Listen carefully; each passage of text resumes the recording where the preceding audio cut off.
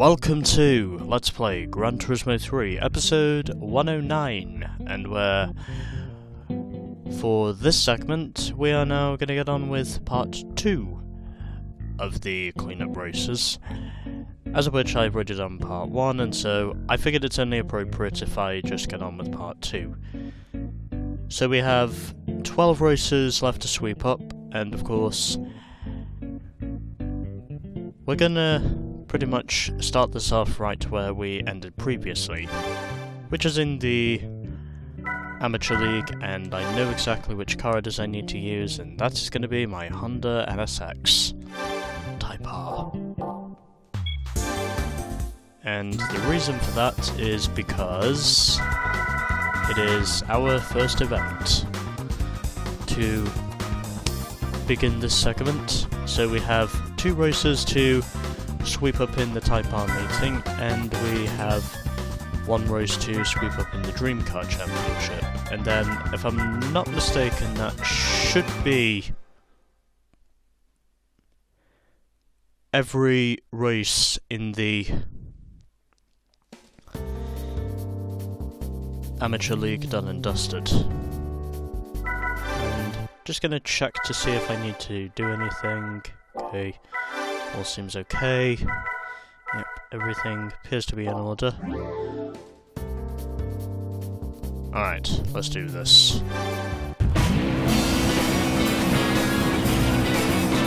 Time for us to dominate Special Stage Route 11, which is exactly what I predicted is going to happen.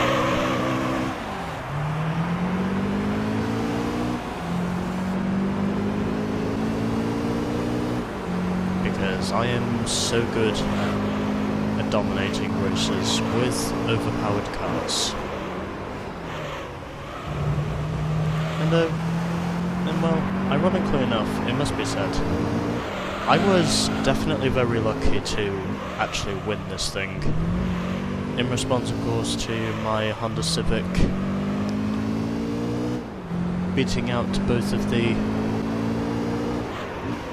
NSXs in the Type R meeting originally. It would have almost thought for sure it was not going to be possible for me to do that, but lo and behold, in the end, I eventually did. After I won at Monaco, which ironically enough was exactly what I figured I was needing to do.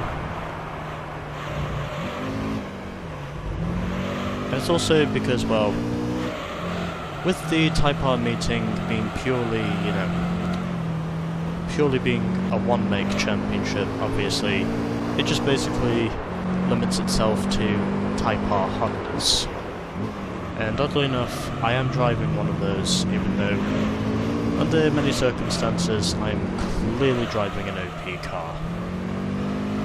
Although, it really doesn't matter too much because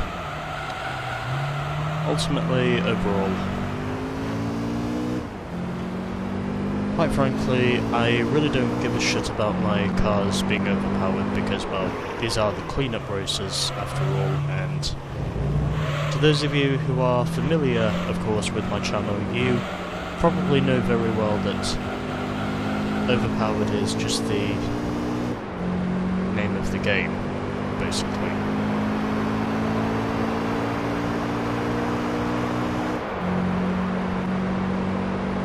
So, the first lap is already done and dusted, and, well, because I figured I actually have enough time to get on with these races this morning, I figured that might as well be what I shall do. And, lo and behold, that is exactly what I am doing. Keep in mind, of course, that I am also recording this on a Friday. And to anyone asking, yes, I already have sorted out my thumbnail like I did for the previous segment. So, track of course is going to be Laguna Seca because, well,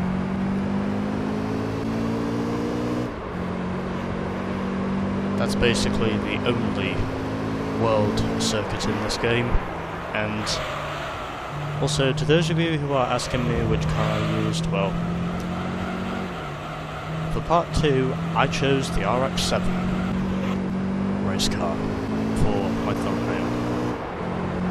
Why? Because I wanted to.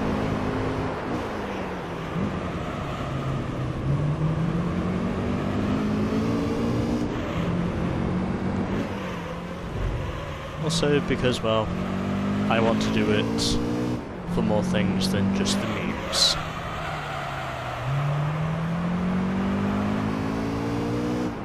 Coincidentally.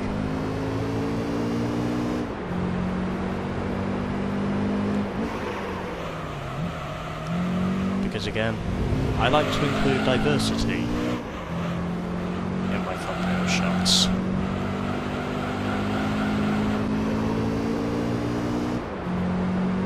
And I would say under most circumstances I probably have shown some diversity.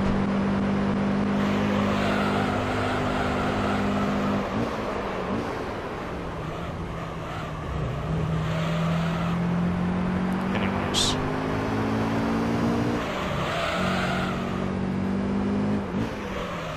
Two laps are down and I have an 18-second interval to the Honda.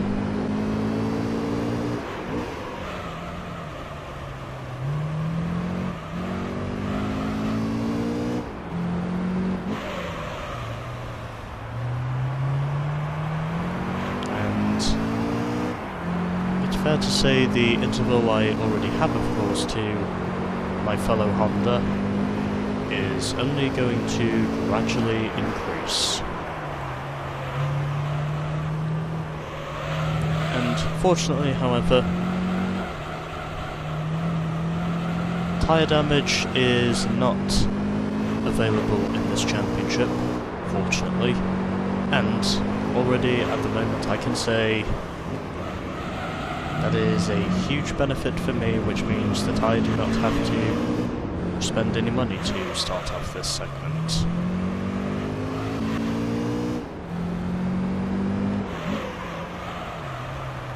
Although it could either be that, or it could just be myself more or less being a stubborn cheapskate.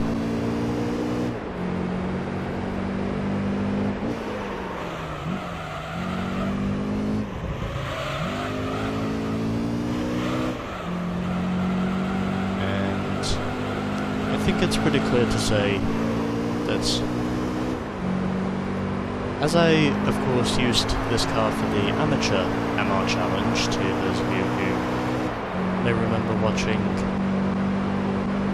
the previous segments I recorded, or at least one or two of them, you may probably know very well that originally I used this car for the amateur MR challenge in response to winning it. And ultimately, overall, that really did give me some relief. Which meant, of course, that this was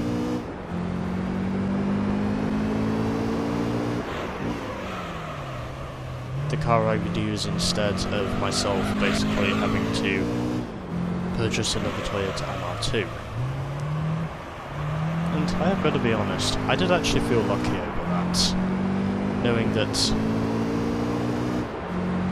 this was the car that I would eventually win from the amateur Type R meeting in my black Honda Civic, which realistically was one thing I did not think I was going to win, but fortunately in the end I was fortuitous enough to earn a car with such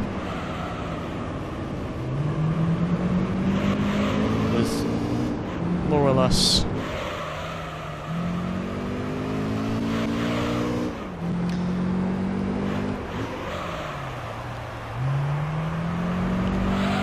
such high authenticity, and as a result I am now driving this thing here today just like I did for the MR challenge that I did in the amateur league. And eventually, in the end, I did manage to complete that after some trial and error. And furthermore, no, I'm not removing any tuning I've already done to this thing, because there is no need. Meanwhile, final lap, and once I am done with this,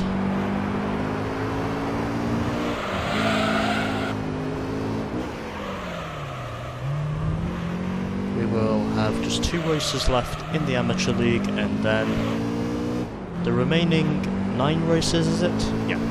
9 races will officially be professional league races.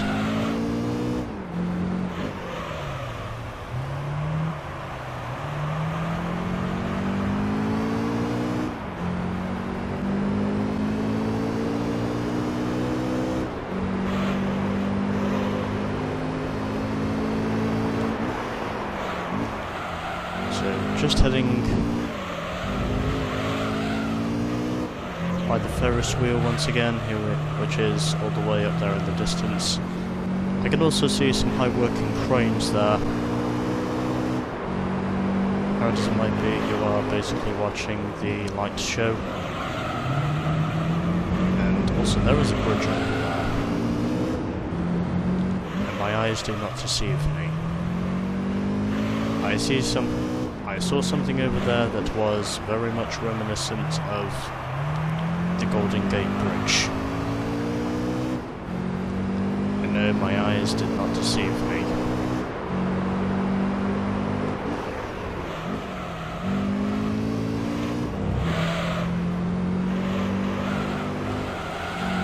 So just got this, and then the start, finish, straight left to negotiate. Then that should do it for our first race, and it is not going to be the best lap time, but that's okay because I still dominated this race anyway, as I thought I would. And furthermore, I am basically the superior Honda. And well, not going to wait for anyone else because don't think I need to know the finishing margins. And let's now head over to Tokyo.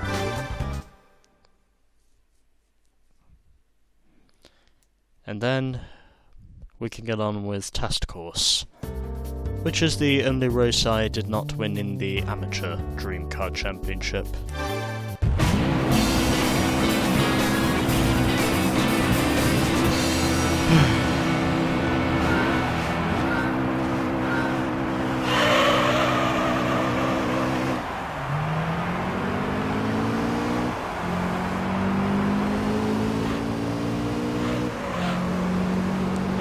Already off to a flying start, as I would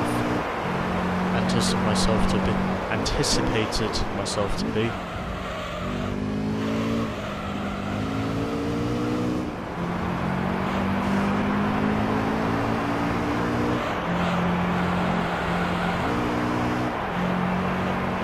And at the moment, I can safely say that I'm doing very well. Very well indeed. Well, if you're asking about how exactly I get the thumbnails for these cleanup races, well, basically what I do is I head over to Run in Settings, go to Laguna Seca, choose whichever car I feel like I want to use for clickbait purposes, and then basically once I've done that, I pretty much, just see if I can get the thumbnail itself to be up to reasonable standards, or at least reasonable enough standards, I should say. Anyways, already up to the end of the first lap, and this is probably going to be the start of where I will evidently dominate the rest of this race, because coincidentally, I chose the best car for this championship, pretty much. But overall, I have got to be said, this thing does actually look pretty nice in black. Pretty nice in black. Very much like my Honda Civic in a way, except for saying that's jet black. Whereas this one is flint black.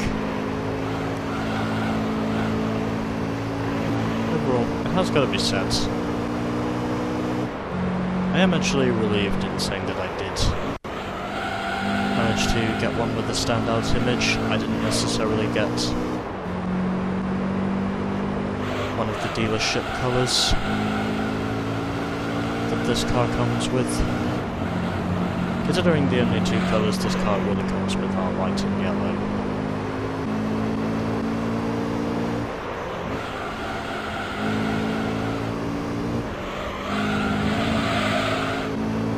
Oh, that was a beautiful entry through there.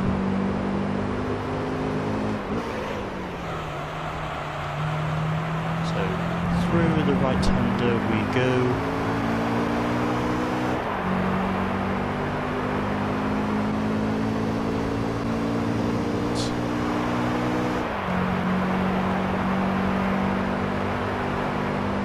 We are now into lap number 3. And as I would have suspected, domination is continuing. Almost got into the outside wall there, even though that was technically a pavement. Or whatever, I still refer to it as being an outside wall.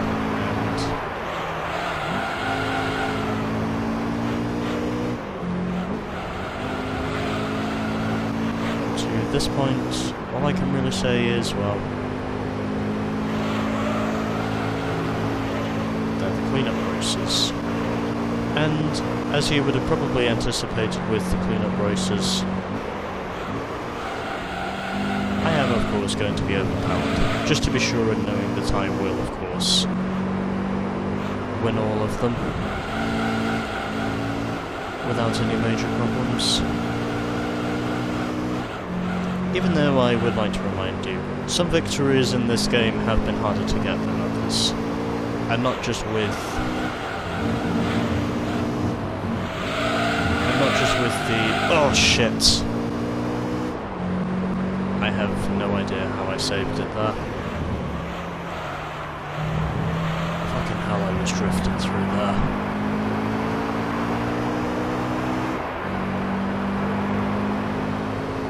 But yeah, some races in this game overall have been harder to win than others. And ironically enough, I still set a new best lap time, in spite of me almost wasting it.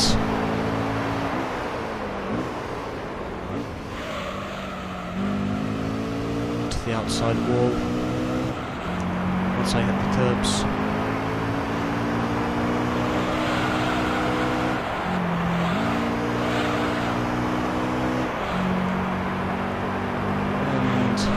And there of course is probably the point of evidency that I was eventually going to come into contact with the outside wall.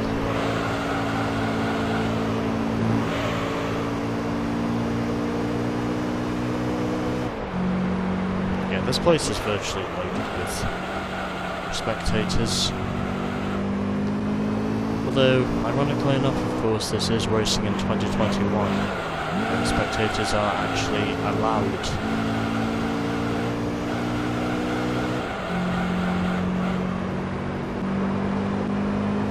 come back into sporting venues under COVID guidelines.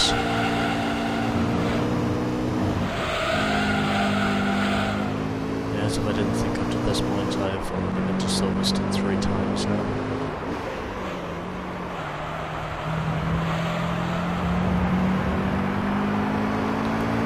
And in terms of other circuits I've been to in the UK, well, I've been to Brands Hatch a couple of times, and I think, as far as I know, I've also been to Alton Park.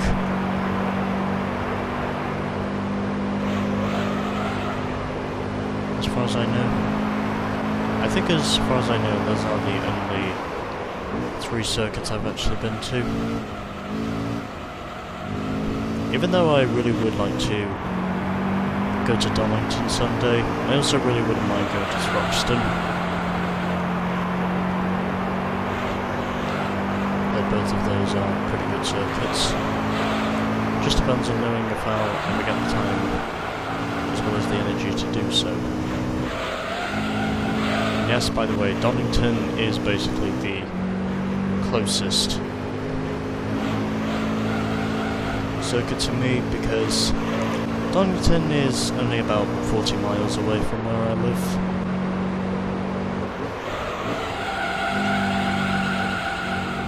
Even though, to those of you who know me, I'm not going to reveal where I do live. All I can really say is that I would say that I live somewhere about 40 miles away from Donington, so probably not too far away.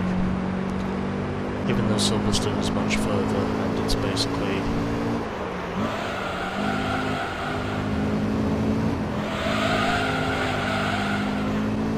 it's the pinnacle home of British racing drivers.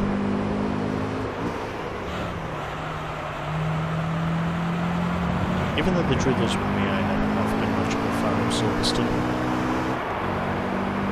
I mean, I didn't mind the previous layout, but the current layout, I think, it's a bit... Anyways, and I also came close to overlapping the Honda Accord. Apparently.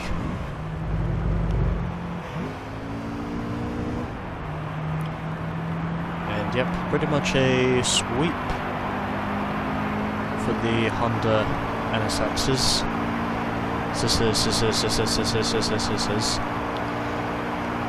Yeah. Honda NSX has swept the podium. That's all I can really say. And effectively, I have beaten the 2 clones. Even though at the moment I really don't know what it is I'm saying. And in the end of that, I won by 46 seconds. Just wanted to see what the Just wanted to see what my margin of victory was. And well, it was domination. Anyways, let's now head over to Test Course, and before we do this, yep. I have managed to sweep up every other race in the Amateur League, and well, in terms of what car I'm going to use, well, I did think about this, and well, I want to use the Pretzel, so let's do that. And let's put some tuning on this bitch. This thing can go up to just about 920 horsepower. Yes, because this is Test Course. And as for tyres, well, I'm not going to fuck around, I'm just going to put on the Super Slicks.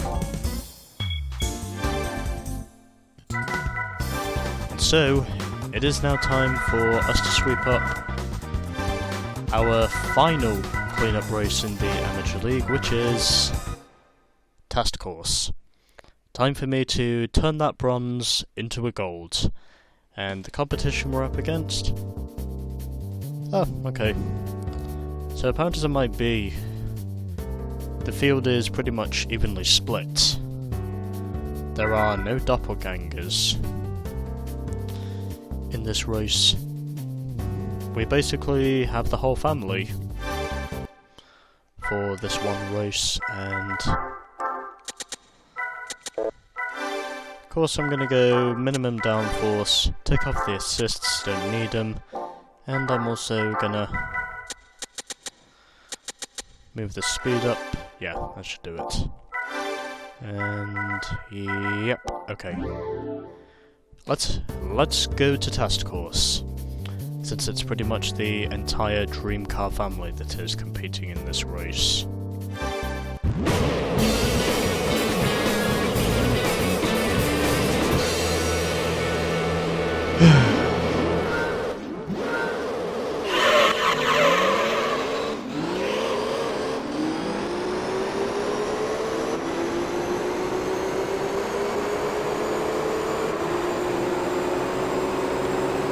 I am already going straight up into the lead, and ultimately it is now time for us to go through 5 laps of dullness, because nothing is going to be happening for the next 5 laps, or probably 9 minutes, dependent on how long this race takes.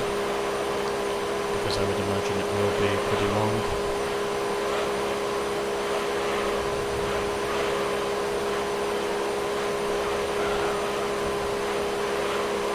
Before I know for sure the victory is mine.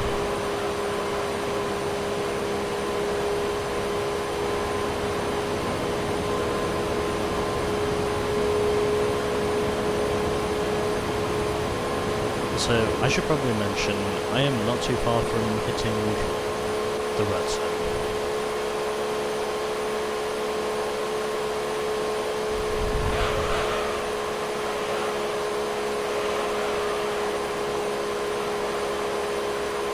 And so, here we are.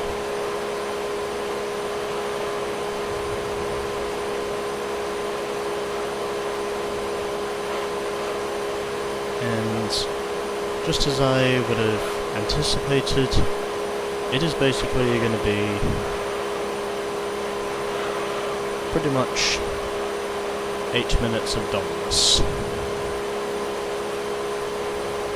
And it is also nice to know that for this race we basically have the entire dream car family, considering I am obviously driving a Pretzel, but, you know.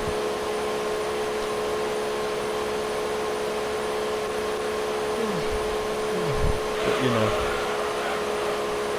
it is good to see that we have pretty much the whole family competing in this race, myself included, because, well, I'm in the Pretzel.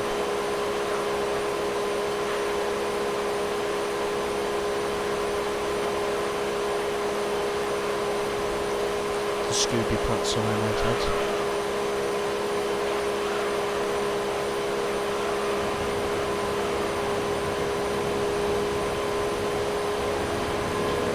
So, my Pretzel race car is pretty much dominating this race up to this point.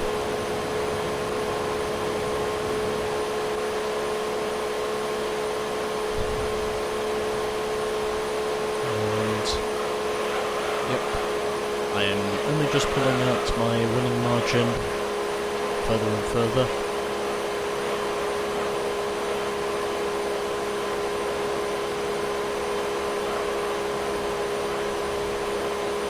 Since all we have left are just a couple of professional league races once we've done this.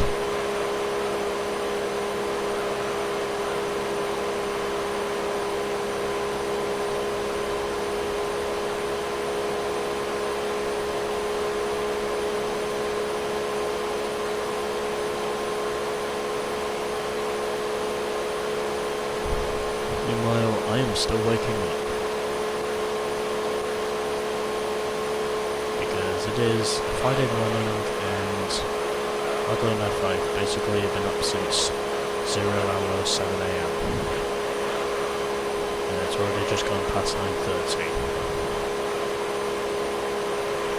But again, because I figured I don't really have a lot of time on my schedule at the moment, at least on my weekly schedule, I figured this would probably be the best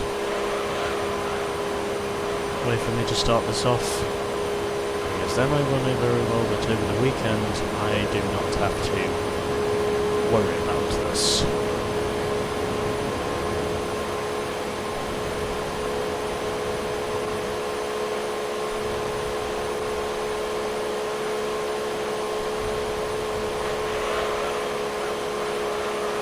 So just got 2 laps left after this one, and then that should be this race done and dusted.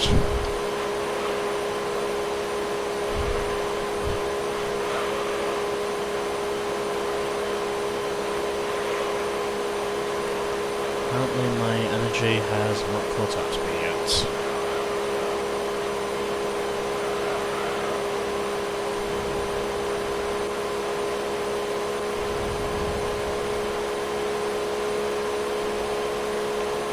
Alright, 2 laps to go with the dullness.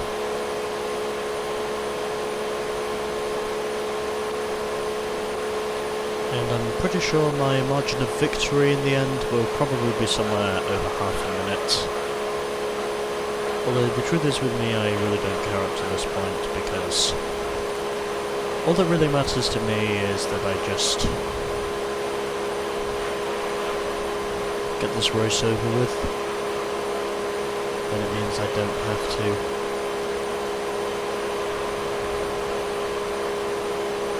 see myself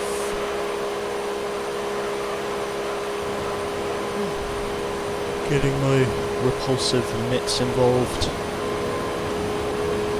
in this race at test course again.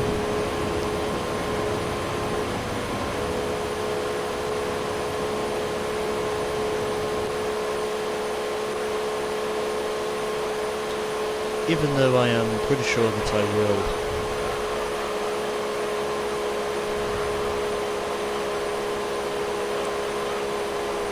have to do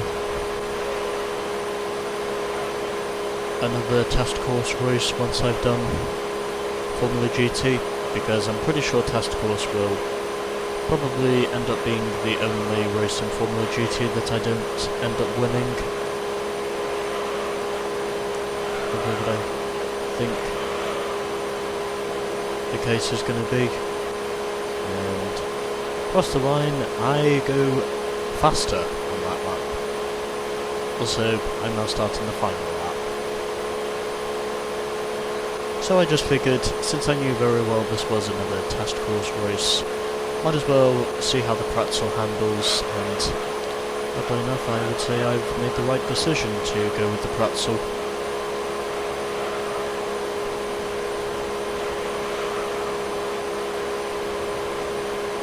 Because I've just been in complete domination since pretty much the drop of the green flag, more or less.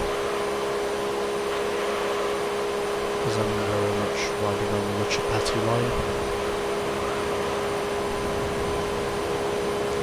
Through those bankings. Because Richard Petty always used to run up high on the banks.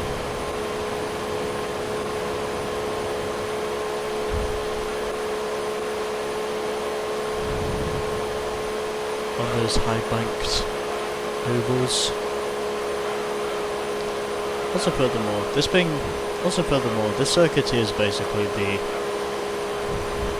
same shape as Dover under many circumstances. Because this circuit is basically the same shape as the Dover International Speedway, located in Delaware.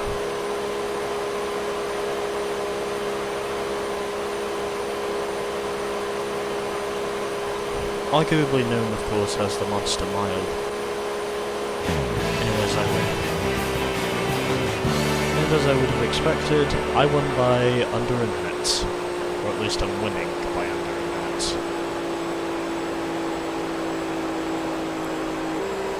Also... fuck. Also furthermore, we get the Mazda Rx-7 in this race. Which oddly enough is one thing I've not seen the AI use all game long, and it took me just about under 9 minutes. And I think I will just see what exactly happens here, because that must be quite a titanic scrap for whoever will take home the silver. I mean, I've clearly taken home the gold already, but we'll just wait and see. And it's the FTO that beats the S2000 by just over a tenth. Then it was the Tommy Cairo in fourth. The Rx-7 is going to come home in fifth. And then at the back, since I don't really need to know who is going to be last, it's going to be the Altezza. And I think last time I did, I might as well take a sip of water, just because I want to.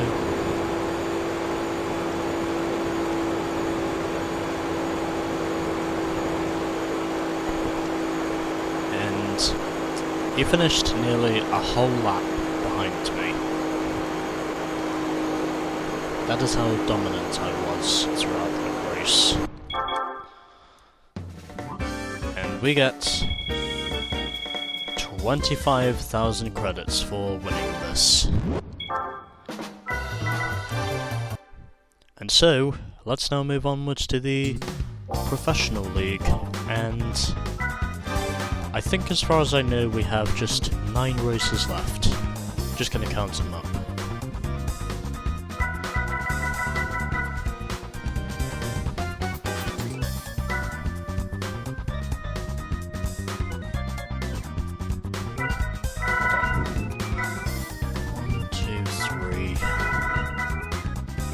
Four, 5, 6, 7, 8.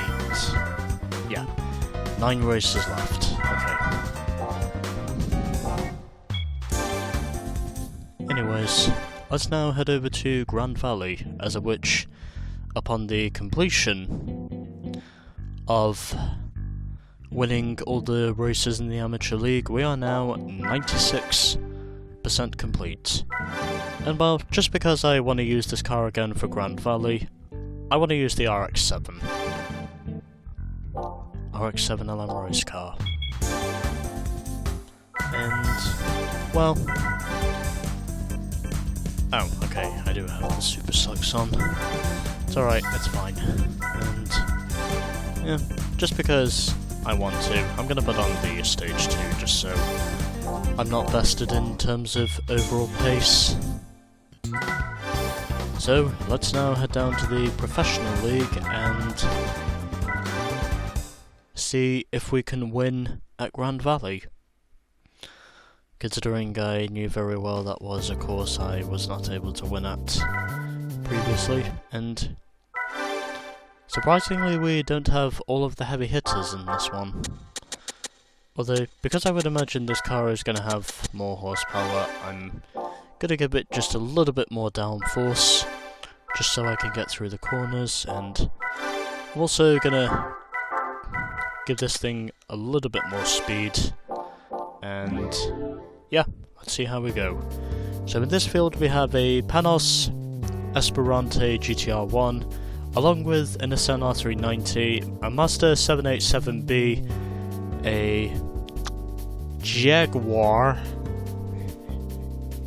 XJ220 race car, and we have a GT40.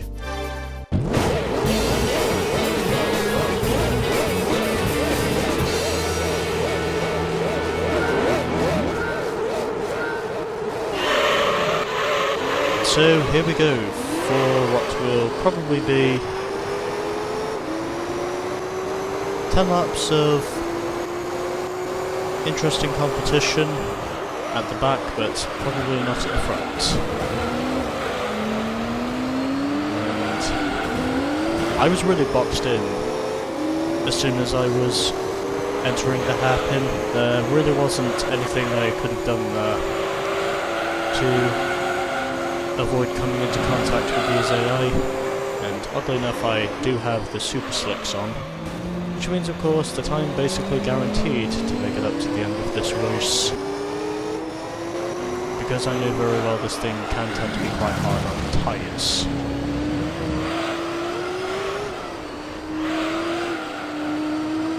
And I would say up to this point in the game already, I am more or less in the domination seat, because I now already lead this thing by 1.6 seconds over the Mazda, and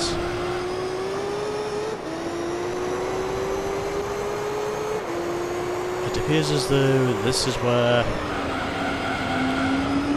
the domination run shall assert itself. This is where I would think the domination run will start to assert itself.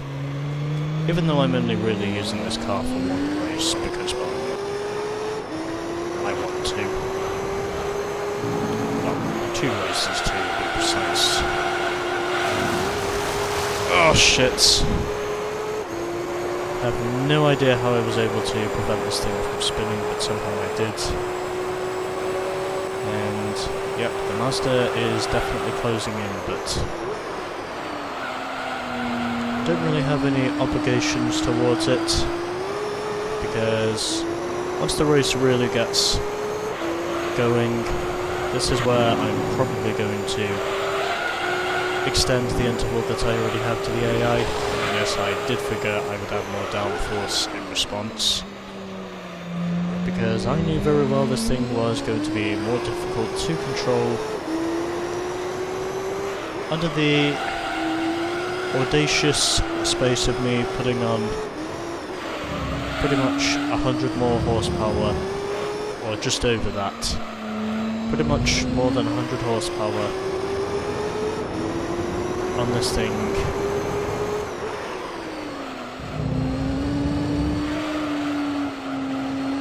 Right before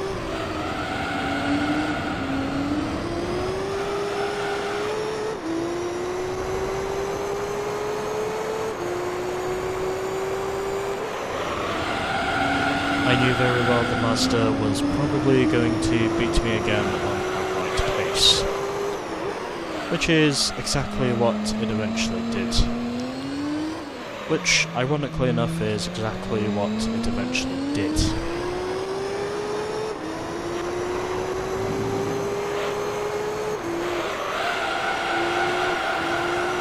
Anyways, up to this point, I would now say this is where the race really begins, and also where I start to pull away, because audaciously I would say I probably do have a good enough car to make it a victory. It's just a matter of knowing, of course, if the driver himself is willing to take a car as powerful as this to victory lane.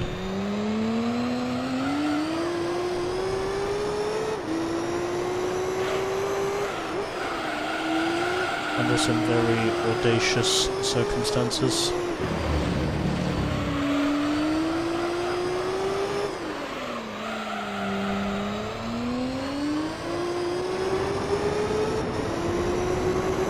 Because this thing at the moment is very loose.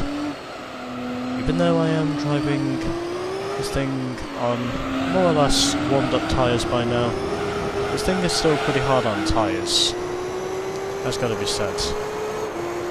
Although then again, of course, tyre degradation usually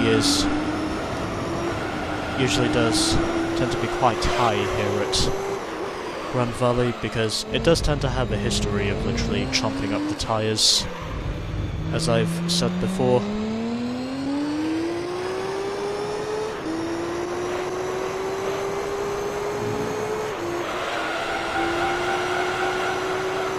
Which is probably one of the main reasons on why the racing around here is usually so interesting. And somehow I still went purple on that lap, even though I was not much faster.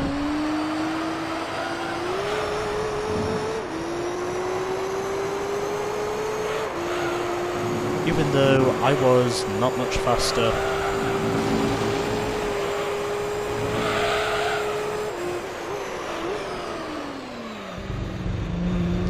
that lap than I was the previous lap.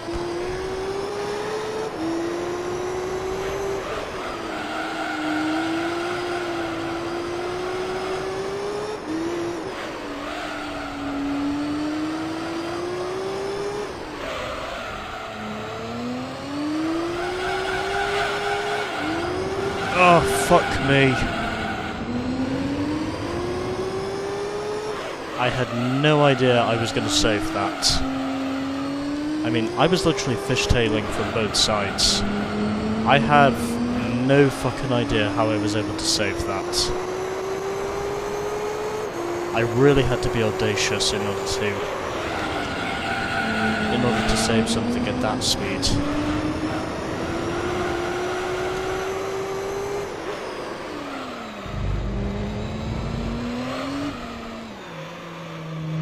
Really had no idea on how I was able to eventually accomplish that.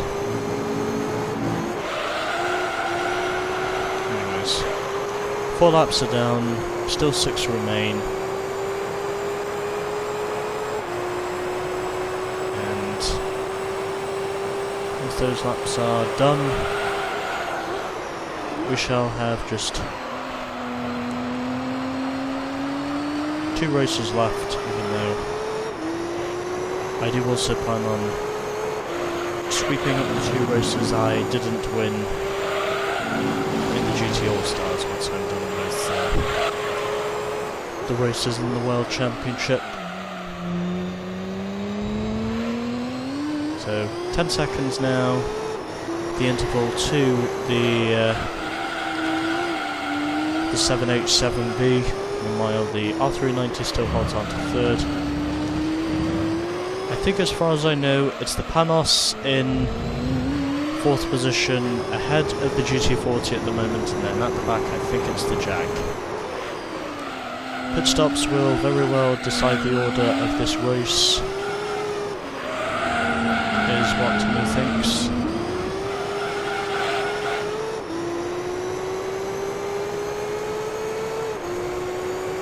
I think I just overleft.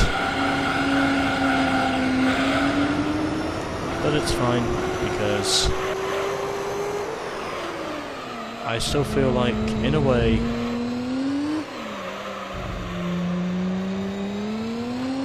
I am very much into seeing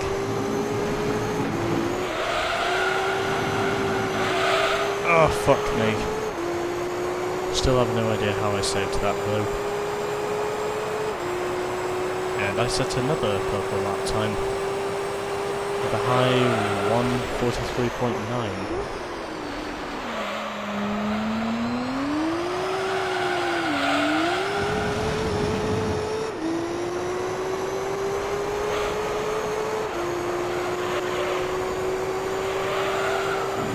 So with just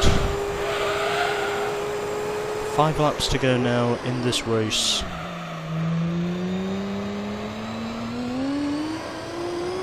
This should be the halfway point as far as I know, and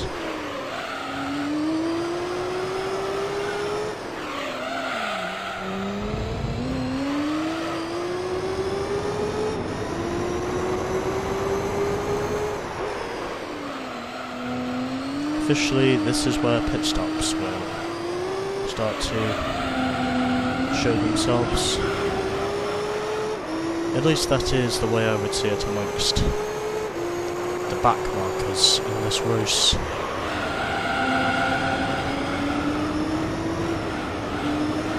And almost clipping that inside pole again, as of which I have done that a couple of times actually, but fortunately not this time. And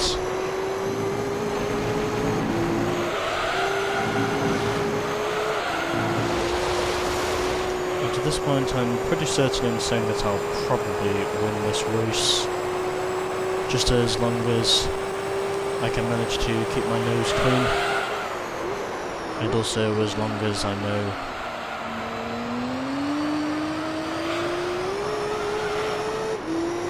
I did not make any major mistakes. Although I am starting to extend my lead now, because I'm up to 17 seconds over the 7H-7B. So apparently it might be the Rx-7 is officially going to beat the 7H-7B. Even though it will of course be first and second for the rotary engines, because both of us are using rotary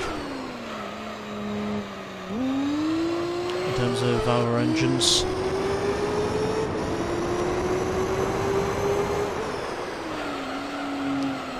I suppose you could say we're very much the rotary brothers. Except for saying, of course, it is the younger brother that will beat the elder brother. Even though we do also have the Rx-7 in this game, even though that's only the concept model, but yeah, we do have an Rx-7 in this game.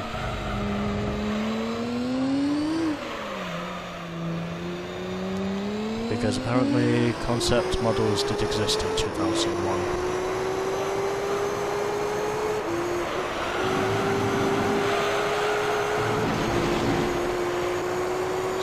Through the final corner we go, and officially we have just 3 laps to go. I'm already closing in on the back markers of this race. I think it's currently the Jag that's at the back. The GT40 is running in 5th at the moment, and in 4th I think it is the Panos, in terms of the running order.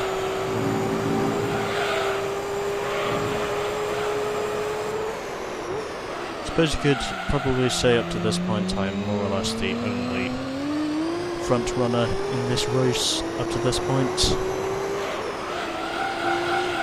Although that's probably just my opinion when I say that.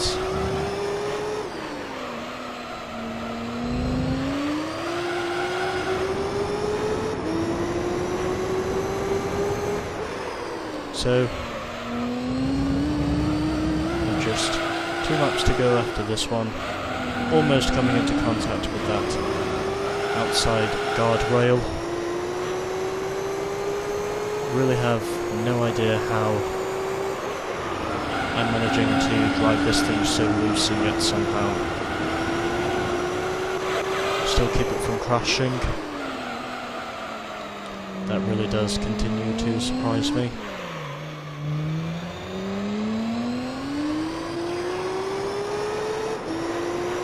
Over what exactly this car has already managed to accomplish.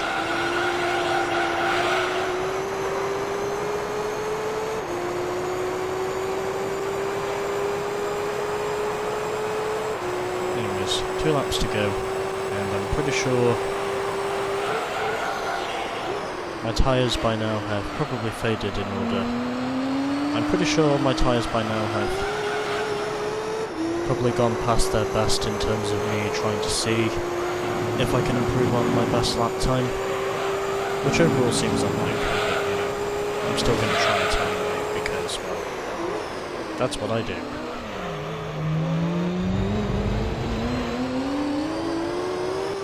And coming up to overlapping the Jag now after 8 laps of competition. Of which I would have more or less suspected he would be one of the back markers in this race.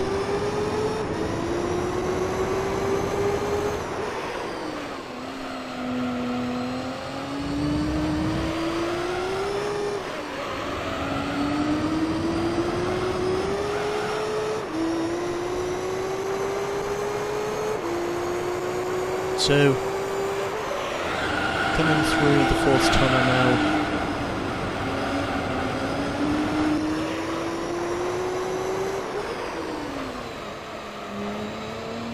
As I now head through the chicane, and the GT40 is now in the pits officially, so I would think that will probably hand 4th position over to the Panos up to this point.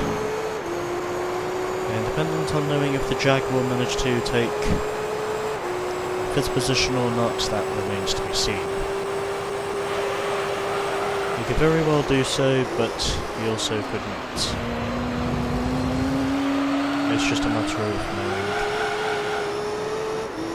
if it will be possible. Although, it won't really matter too much because, well, I've pretty much put all of these guys a lap down.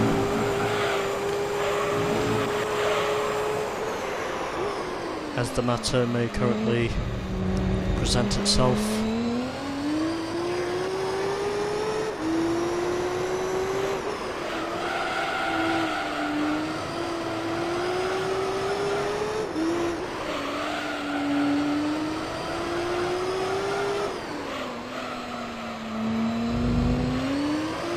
Also, furthermore, I probably should note this is also the final lap.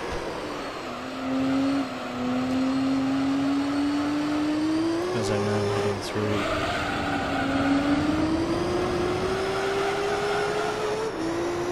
Are there like 4 tunnels here at Gran Valley, or are there just 3? I've got a feeling it's probably 3, but I think there's 4 for some reason. Through the final tunnel, and also heading through the chicane once again.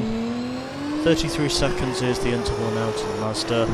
Pretty sure he's got no chance of catching me up to this point. As I'm going to head through the final corner, pretty much pulling off a slide job through that final corner, and there we are. I win! I am the superior of the 2 Rotary brothers.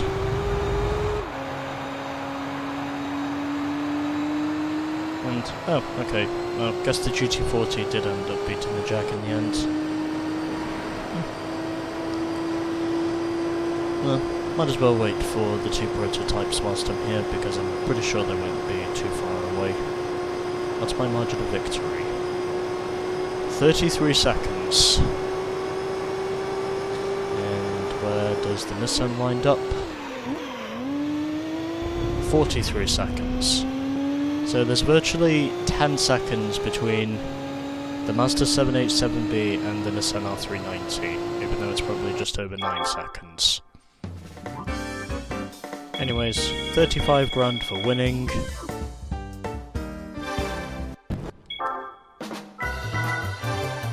And I am starting to get my money back. So, still got 2 races left to clean up, but overall, I've now driven 82 kilometers in this thing, which I think, as far as I know, is just over 50 miles. And well, now is going to be the first time that I end up driving one of my F1 cars, which means it's time for me to switch over to the Polyphony 001.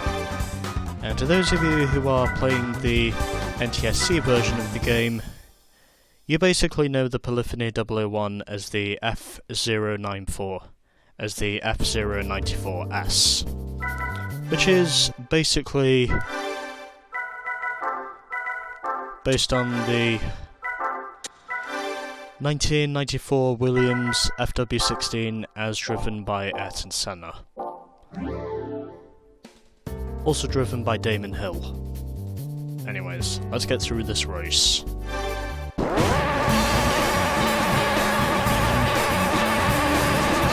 I know for sure this is probably going to be another easy win,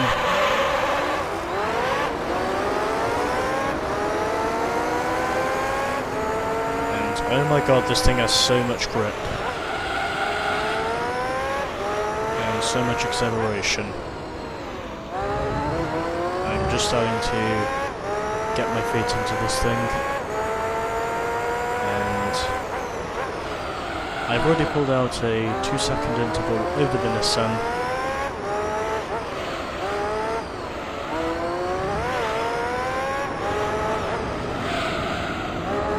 Even though I'm certain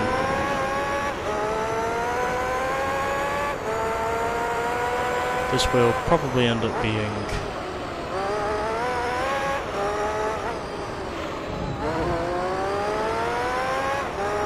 another race where I have more or less dominated over the rest of the field, because, well,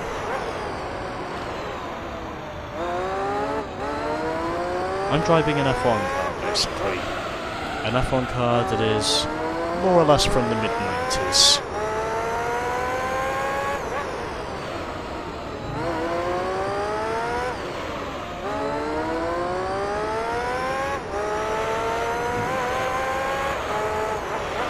I have no idea how I managed to slot myself through there at full speed, but somehow I did.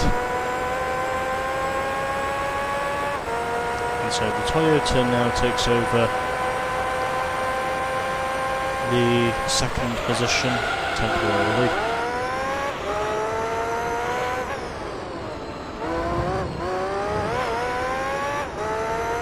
Because I would imagine the Nissan will easily reclaim that position before this race is over. Also, furthermore, since this is a V10 engine, I know very well that overall this thing can rev up to 16,000 RPM, or just about 17,000 RPM I should say.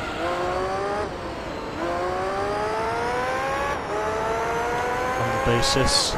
I'm also pretty sure that I'm going to have to make a pit stop before this race is done, because unfortunately we do not have tuning for the F1 cars. So, not for the 001 nor the 002.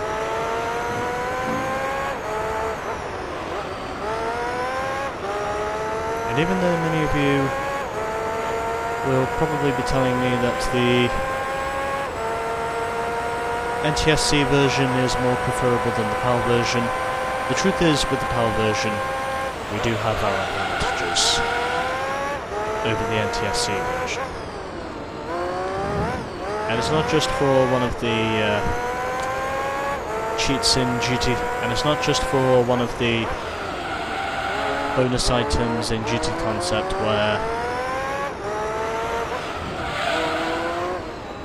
you can basically just transfer 10 million credits over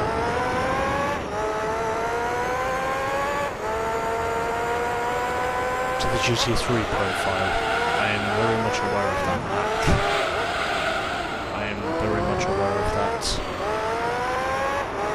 bonus.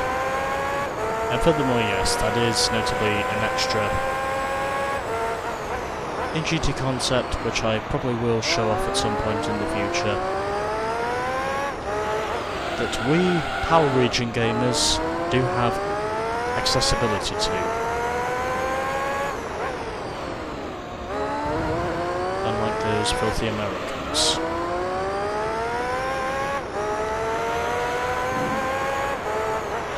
You got a lot more trademarking than we did on the F1 cars, because they got more models than we do. But it's fine, because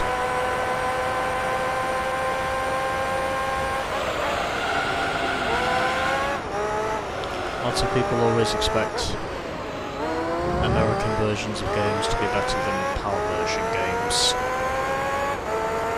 And in some cases they are, but in many other cases they aren't. I'm very much a biased gamer under those circumstances. Also, furthermore, I just noticed I am nearly a whole lap ahead of the back markers.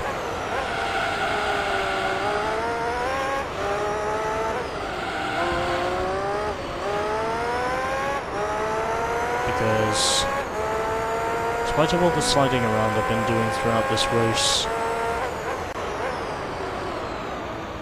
somehow I'm still continuing to pull away from the rest of the field. And also, yes, I decided it probably was best for me to leave it this long in the game before I finally decide to show off one of these things. Why? Well, because I wanted to.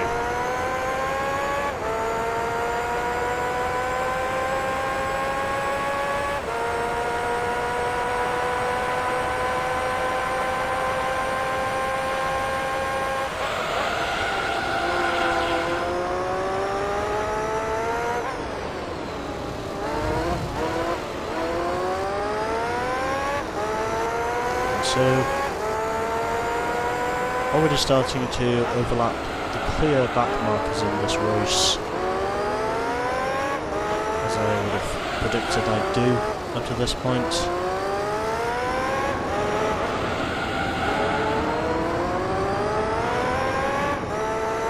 Since I'm now a lap ahead of the rest of the field and I've not even reached the halfway point yet. Well, at least a lap ahead of the back markers, I should say. Just to be specific.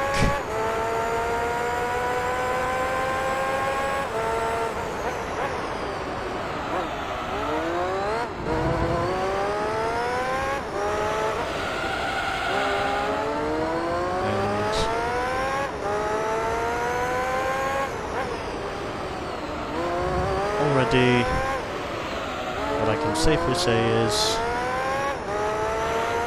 I'm just continuing to dominate. It's more or less hands down that I've basically just fucked any opportunities of the AI catching me.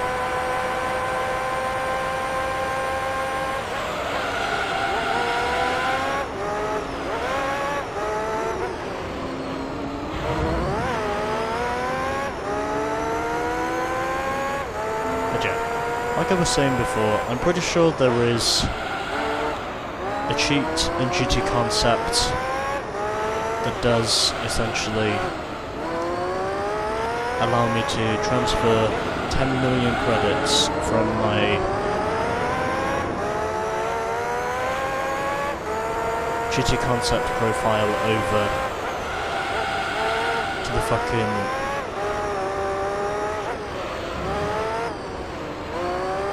over to basically the fucking GT3 profile. I think it's basically meant to be a transfer or something, as far as I know, but it is something that I will show off once I get down to playing the game and also showing off the extras, because I go for true 100%. Even though there will be a bunch of games that will come first.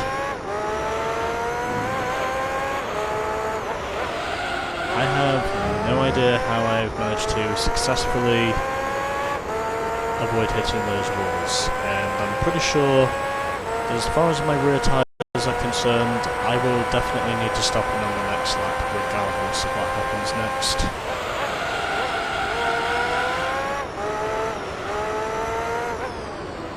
Because I know for sure these tyres will not last another lap after this one.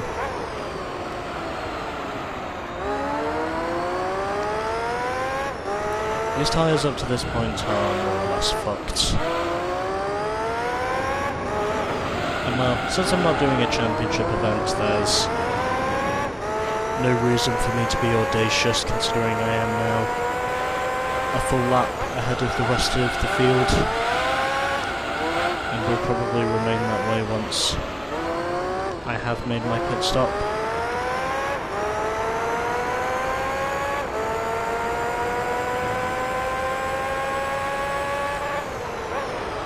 So this is going to be the lap where I stop in for a fresh set of boots, because my rear tyres up to this point are pretty much fucked.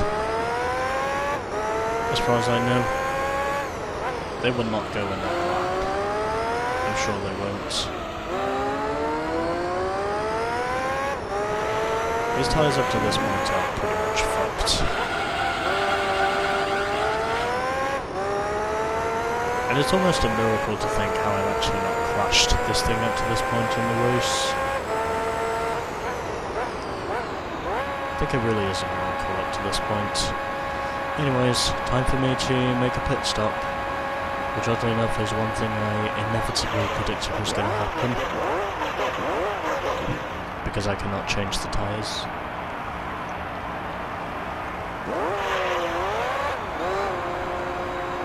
Or at least change the compound of tyres that I use.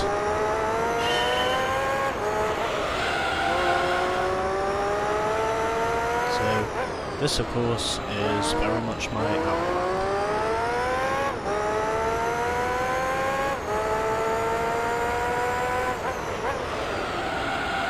And so, here we go for what will probably be the final 3 laps of this race. And it really won't make a difference because I will still dominate the rest of this race regardless of what happens.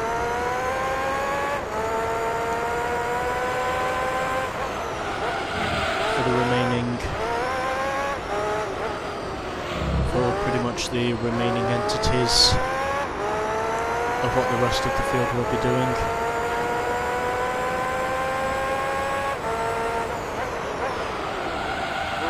Because I am way the fuck ahead of everyone else. Excuse me. Also, that's a roll.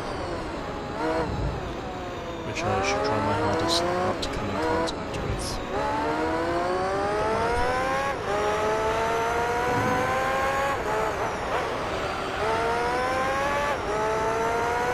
So, really don't know who exactly is going to win in terms of the sports car class, but I'm pretty sure it will probably be, I think, the Panos ahead of the GT40, unless that's vice versa.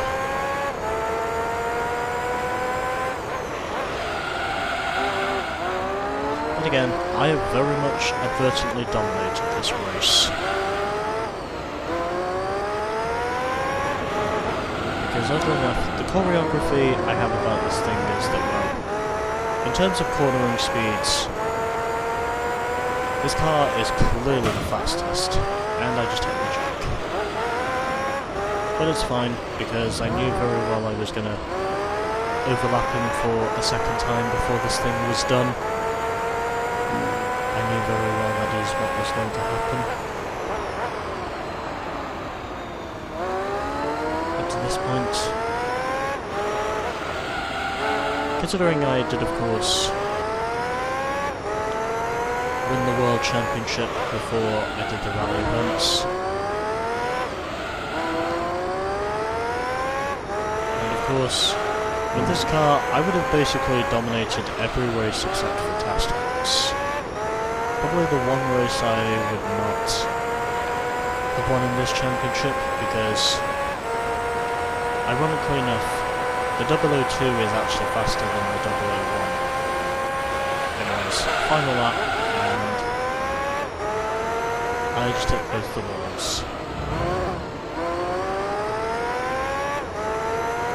But it's fine, because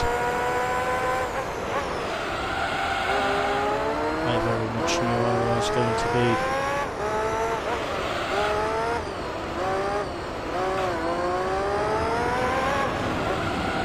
Dominating this race over the rest of the field.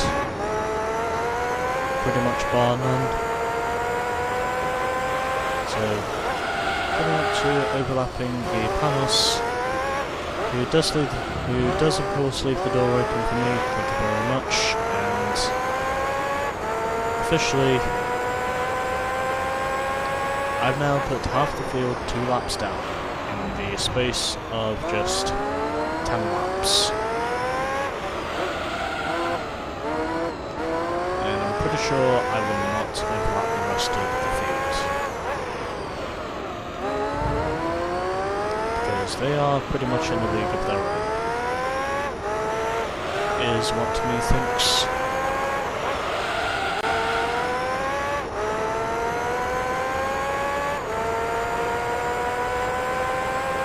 So, coming out the final corner, and there we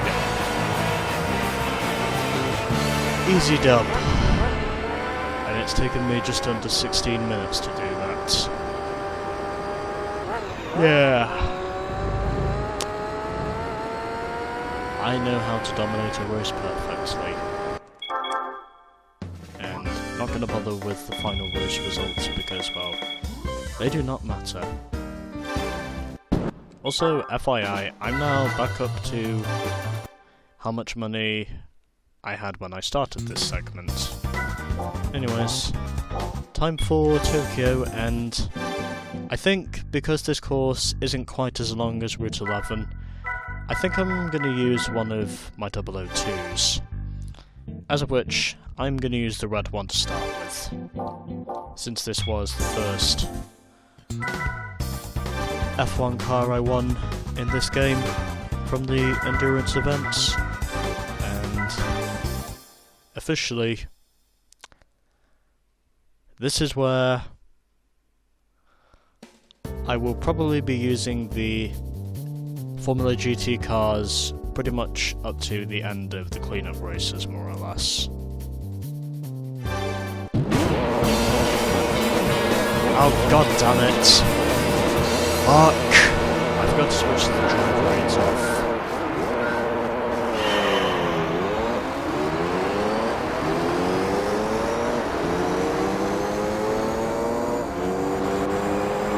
Yeah, whatever. I can always drive with the one at least. Try and see if I can use this car for another race at some point in the future. Considering that is probably what I'll do.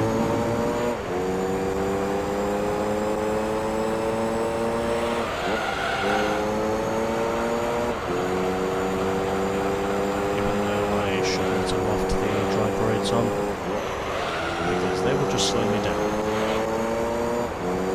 But whatever. I mean, considering I really don't have a lot to do this morning, I just figured this would be what I would end up doing.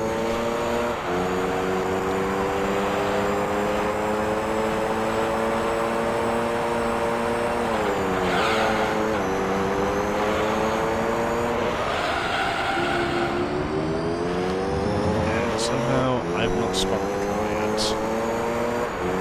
Even though I'm pretty sure that, even with the drive rates that I do have on this thing, I'm still pretty certain that I probably will spin this car around before this race is over somehow. Even though I do have the assists on when I shouldn't. Probably will have to turn these off at some point.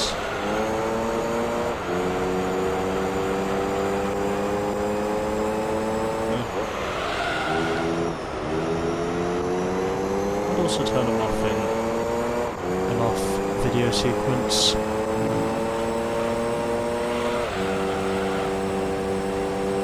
If I really wanted to, unless I plan on doing another race with this thing. You know, considering the circumstances I'm currently working under, I would say that's probably what I'm doing.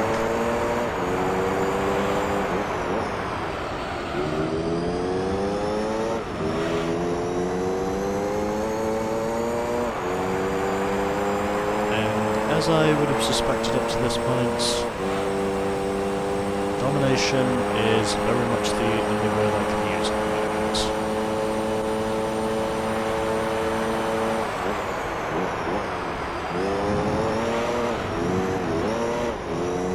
And that's all.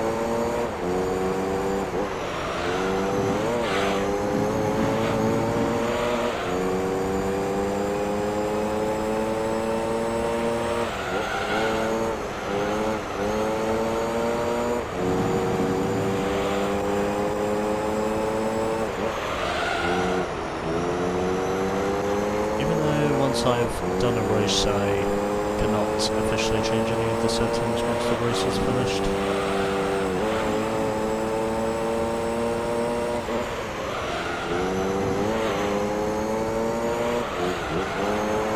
Although the truth is, money really doesn't matter that much to me because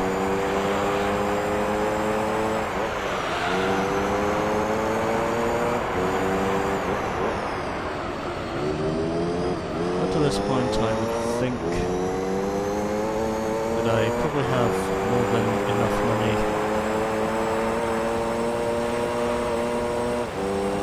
to probably spend on my cars, considering the car I've literally had to upgrade the fuck out of just so I could win that one race at Deep Forest was ultimately my only TT.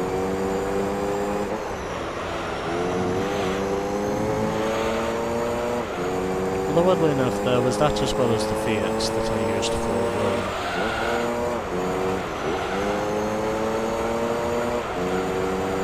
because, well, I figured I had to.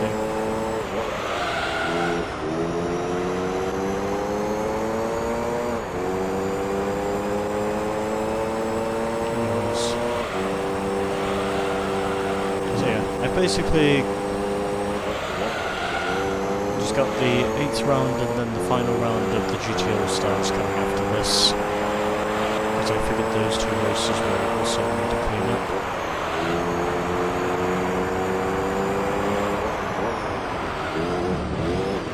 I might consider using the 002 for one of them, but again, it just depends on what exactly my mood swings might be for in terms of availability.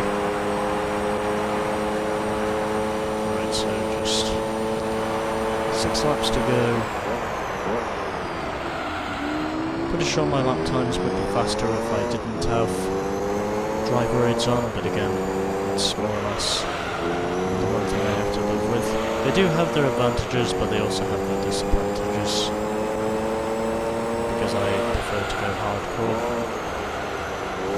Although this isn't the first time I've forgotten to turn off the driver aids, because there was also that one race in the FR Challenge, I think. Well, the amateur FR Challenge, when I was in, I think, what was it, Mazda Rx-7? Yeah. I think that was the car I used when I forgot to turn off the driver aids. Anyways, catching up to back markers and really overlapping both the GT40 and the XJ. And hello, Mr. Panos, who I now come to overlap audaciously.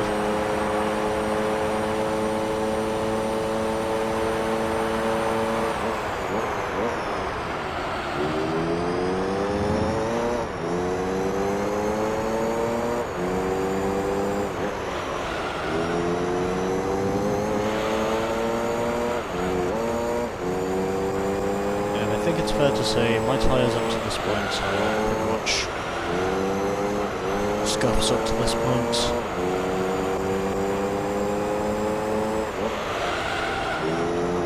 I'm pretty much on a set of scuffed tyres by now.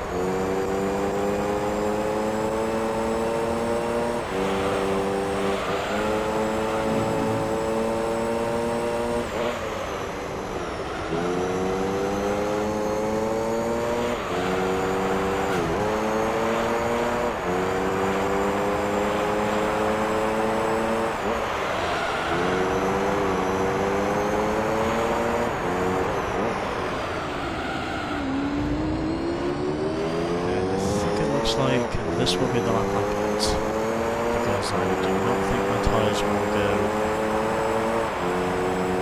in this, unfortunately.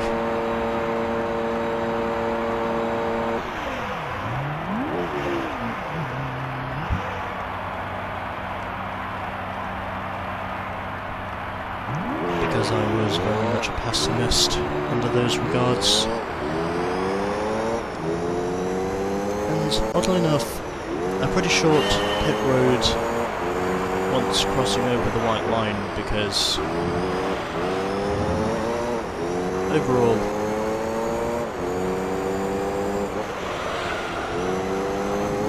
you basically build yourself back up to speed pretty quickly once you get out of the pits on this track. At least it proves, of course, that you're able to build some speed up before you exit the pits, which oddly enough is one thing I have noticed. But again, with the 002 like it is the 001, I literally cannot do any tuning to this thing whatsoever, because it's a special car. I can literally do no tuning in any way, shape or form. As unfortunate as that might sound.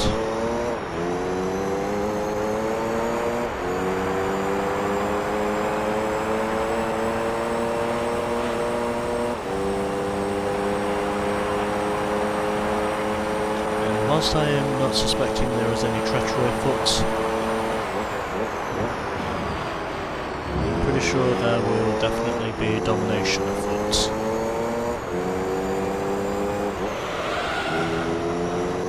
Because apparently F1 cars are clearly more powerful on road circuits, as well as street circuits,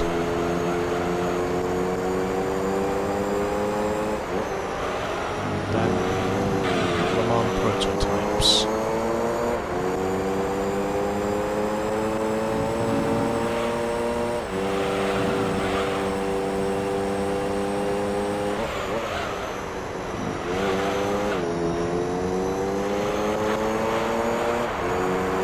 Just continuing to pull away from the rest of the field as I have done for pretty much every race I've used for the Formula GT cars so far. And I'm pretty sure the R390 is just up the road. So this is where I shall overlap them.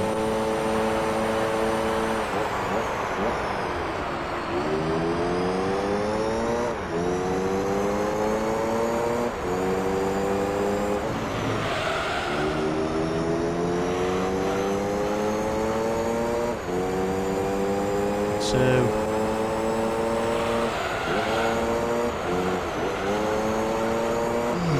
shit.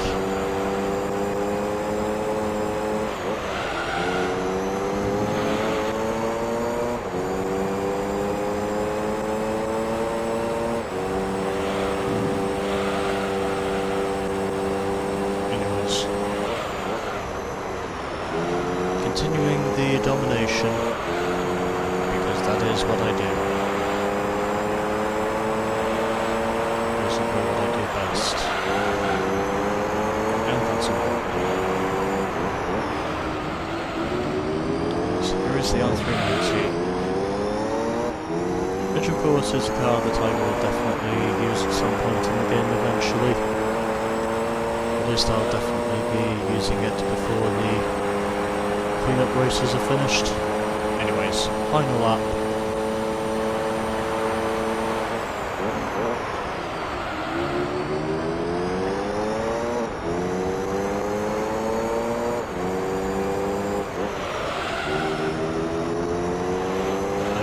Have to do a redux version of this Let's Play sooner or later in the future.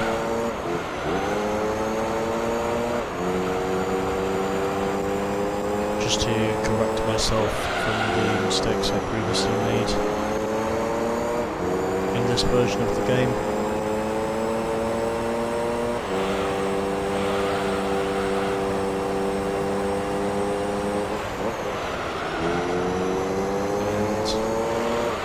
I think I'm going to put the GT40 2 laps down, but I'm pretty sure that I've already put both the Jag and the Panos 2 laps down already. Pretty sure of that. And so the GT40 now comes into the pits.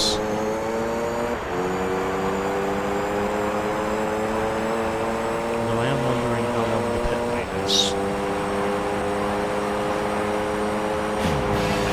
Has not crossed the line, but I'm pretty sure he will right before the Panos does. And yes, he does.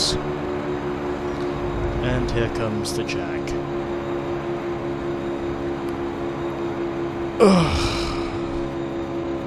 Okay. Now, where exactly is the Toyota? Oh, okay, well, not too far behind. But all I can really say about that race is, well, I dominated. And I also got a push. So, another 35 grand for winning. And officially, that is now the races in the Professional GT World Championship done. Actually no, I'm gonna change my car for the next race, because I dare to use variety. What car should I use? Should I use this one? Or this one? Yeah, fuck it, let's use this one.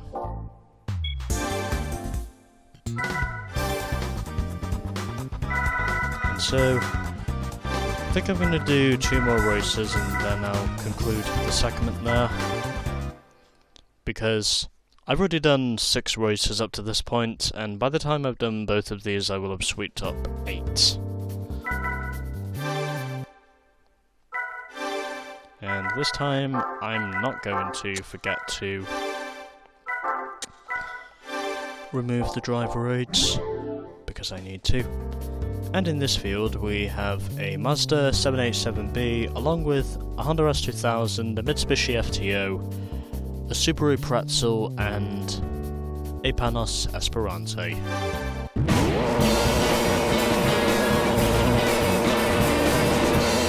So, let's continue with the 80s, because that's exactly what I am doing with the Polyphony 002. And you want to know why? Because, well,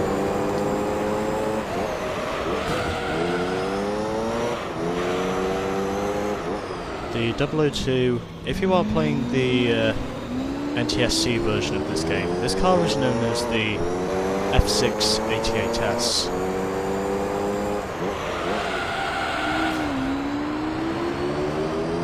Which is basically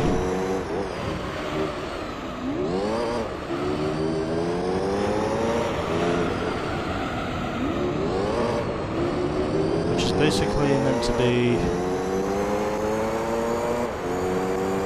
the F688S, which is what this car is known as in the NTSC version. I'm sure I've said that before, but you know, just might say it again. For those of you who have not watched my videos up to this point,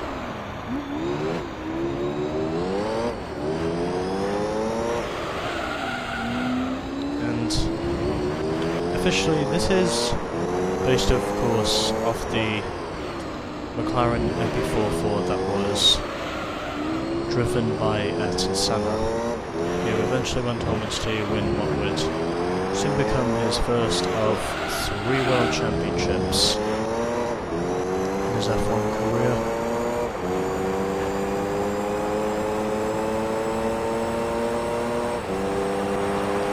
So, up to this point,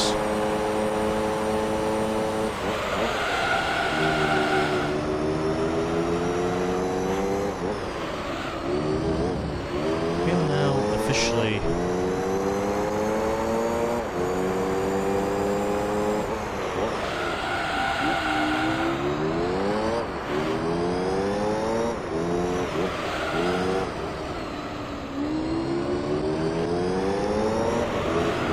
first lap into this race, and already I'm 15.6 seconds ahead of the Mazda.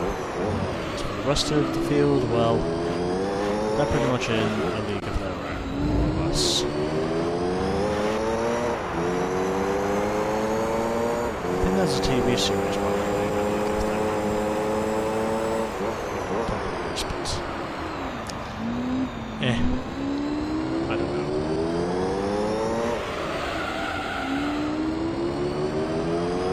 I mean, there probably is a TV series by that name, but I just don't give a fuck about just doing research that is irrelevant to the game itself. But yes, I do very much tend to include variety in the cars that I use, considering I am going up to just about 200 miles an hour.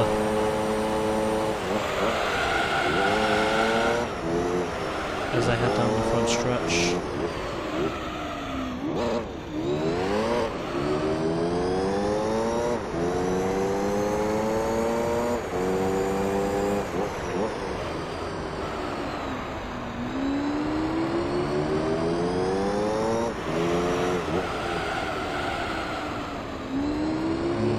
this point.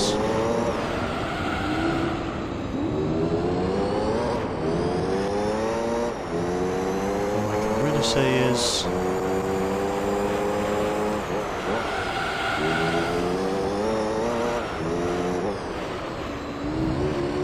I'm now 28 seconds clear of the Mazda as the matter currently stands, and I'm pretty sure that before the end of this race I will have overlapped most of the field twice before this race is done.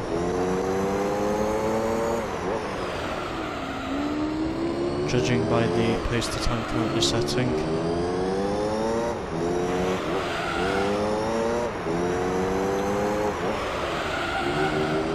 So I'm pretty sure this engine is a V6. I'm also pretty sure, of course, that it's a V6 Honda engine, because ironically enough, V6 engines were a thing in the 80s, amongst the likes of both Williams and McLaren, who effectively saw their years of domination in that particular period from about probably 86 to 91 in terms of how long exactly the Honda engines had dominated the sport, considering they were also quite dominant in the early 90s before Williams took over again with the Renault engines.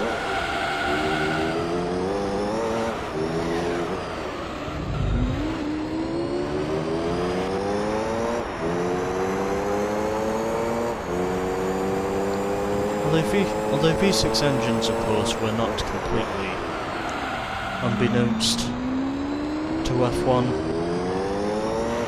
in the 80s, because ironically enough, Honda had basically first introduced V6 engines to the sport in, I think it was 1984.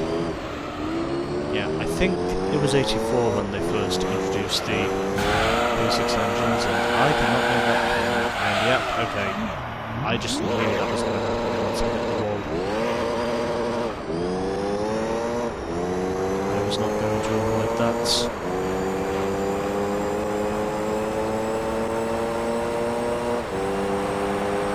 And already doing that, and I'm only 4 laps into this thing.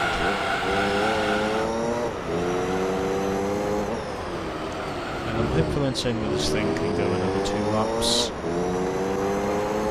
Considering I will of course have to make 2 pit stops in this race. Although it doesn't really matter too much, because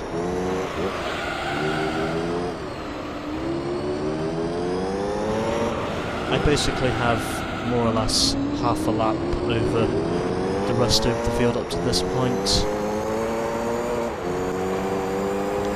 So I'm pretty sure that this car will canonically win the race quite easily. Even then, of course, if I'm not, sounding verbose enough in my wording.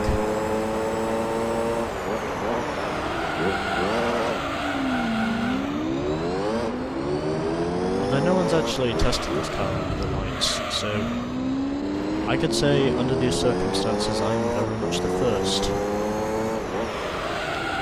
do that, you could probably say.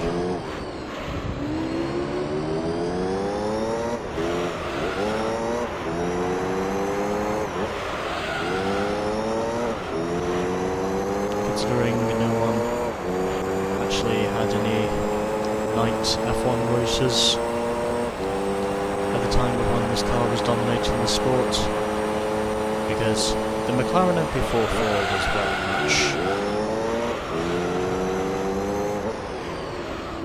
the sport's most dominant car at the time of when it was competing for the championship. I mean, that car just basically won almost everything it entered.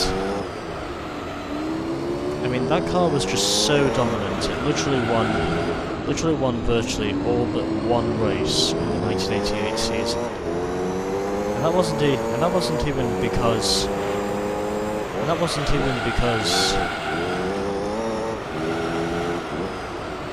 of mechanical troubles. That was ultimately because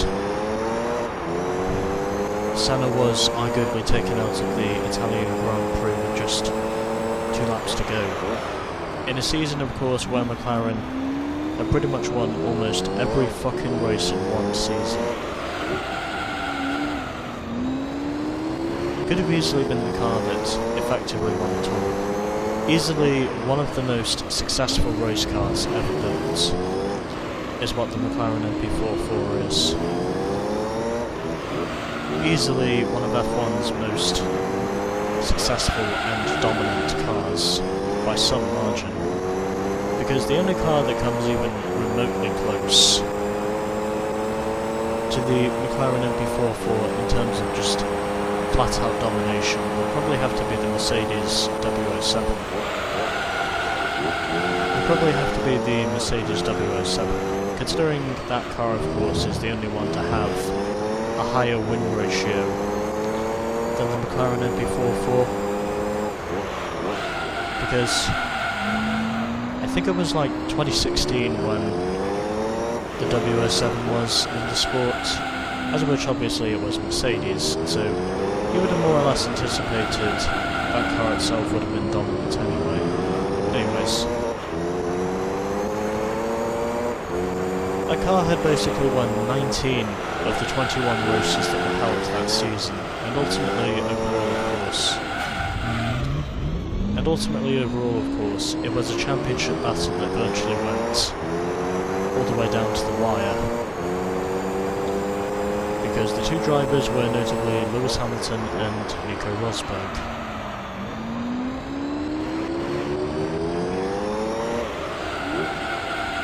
Their rivalry easily considered by lots of people as probably being one of the biggest sporting rivalries in recent history. Especially considering, of course, that Rosberg suddenly decided to step out of the car once he won the championship. Once he had won the championship. And the main reason for that was simply because Hamilton had a blown engine in Malaysia. And I do remember this because I was watching that race as it happened. The 16 Malaysian Grand Prix. Yep, okay, these tyres are pretty much fucked. I know for sure I am not going to be able to set another lap on this set of scuffed tyres.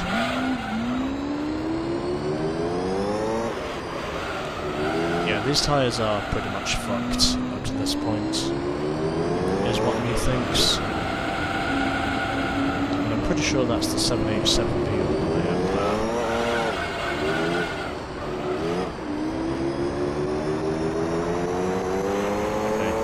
I might actually need to use the rules of this kind of control. Might actually be my best choice. Oh my fucking god. This thing is so difficult to drive on worn tyres. Yeah, nice. My tyres are dead. I need to put in this time around. Just to get this set of scuffs off. Although it is remarkable on how I have managed to go as long as 8 laps around this track before deciding I need to pit.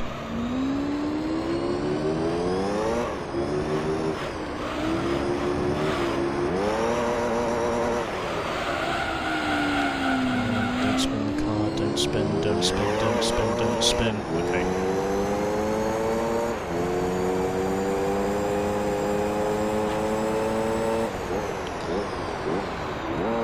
It's time for what will probably be my first and only pit stop of the day, considering that is the only time I will set a lap that is over 2 minutes long in this race, hopefully.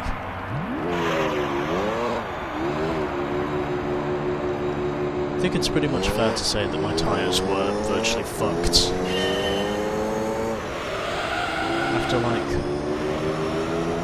lap 7, should have probably pitted in then, but again, I was stubborn enough to see if I could try a one stop, and I'm hopeful in saying that this will work.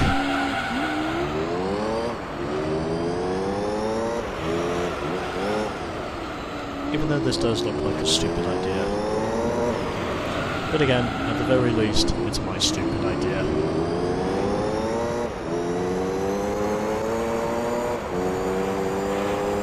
wonder where exactly the 787B is in comparison to me. I'm actually curious about that, like...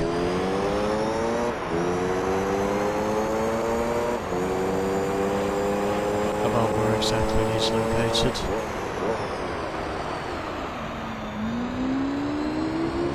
Oh, fuck.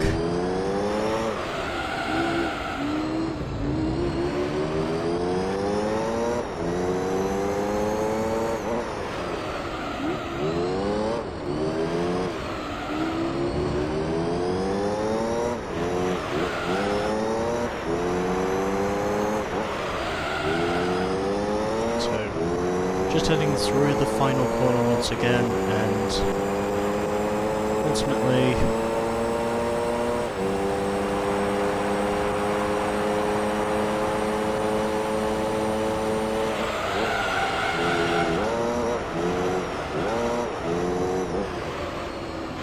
this is now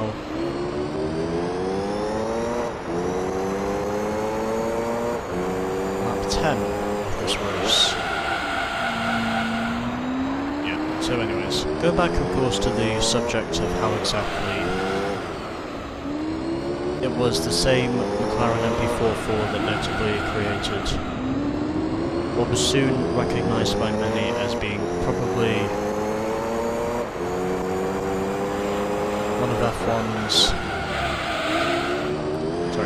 one of motor racing's biggest sporting rivalries. The Prost and Senna rivalry was ultimately born once the McLaren MP44 was born, because that car had basically dominated almost everything it entered. There was only one race it didn't win out of the 16 it entered. It was also the only race, of course, in the 1988 season McLaren did not finish.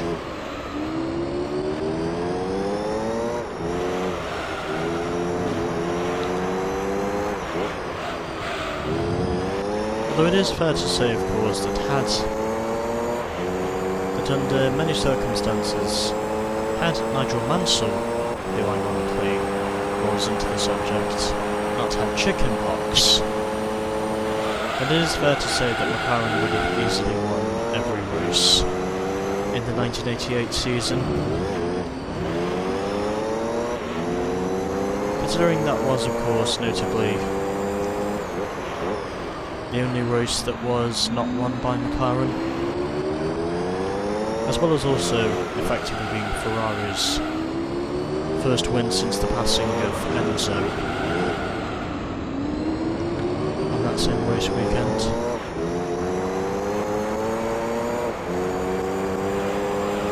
I mean, the McLaren MP44 is still regarded by many as probably being one of the most dominant race cars of all time. Easily one of the best in terms of how many race victories it had accumulated, because it accumulated 15 race victories out of the 16 races it entered. And well, even though Monza was the race where Alain Prost had ultimately suffered McLaren's only mechanical failure that season, it was also the same race that McLaren... It was also the same Italian Grand Prix that became the only race which McLaren did not finish. Because Senna was taken out in the closing laps by the second substitute to Nigel Mansell whilst he was recovering from chickenpox. And that was a Frenchman called Jean-Louis Schlesser, who I think is the son, or potentially the grandson, of the once great French racing driver Joe Schlesser. I think that's who Jean-Louis Schlesser was. Don't know the status though, but was.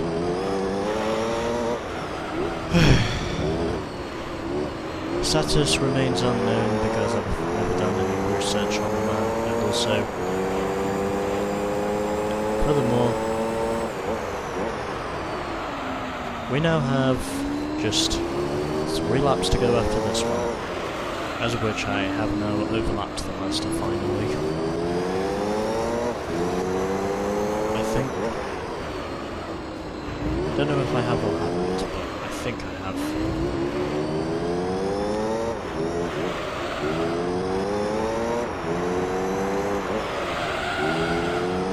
Unless the Mazda is somewhere further up the road, in which case I think it probably is.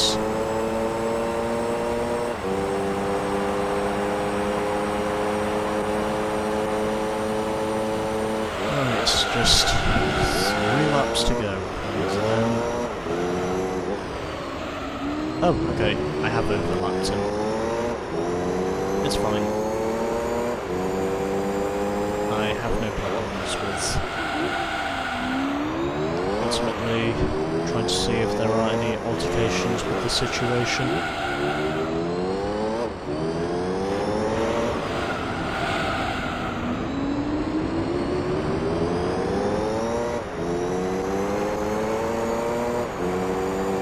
And so we now have just... Fuck! Okay.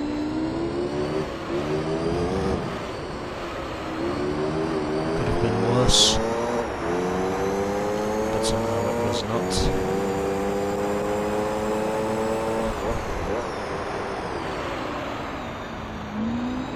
Any worse than it was.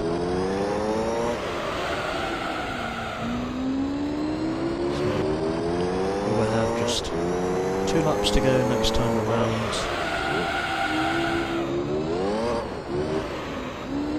And the real question is, can I make it on this set of boots? Hopefully saying that I can. But again, I'm only hoping, I'm not saying that I will.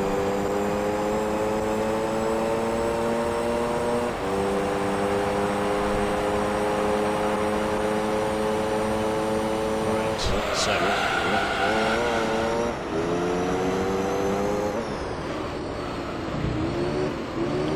just 2 laps to go now.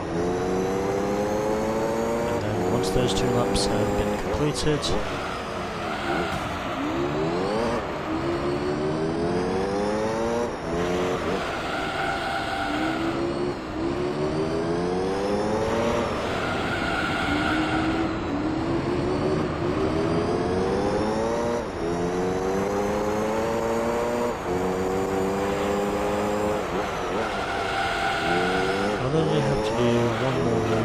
which I have just noticed it's started raining outside my house now, as I would have evidently predicted,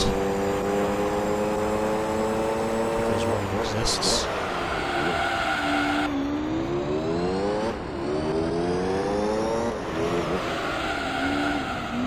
So, I think I'll do 1 more race after this one, and then that essentially means that I only have 1 race left, that I'll only have 4 races left to clean up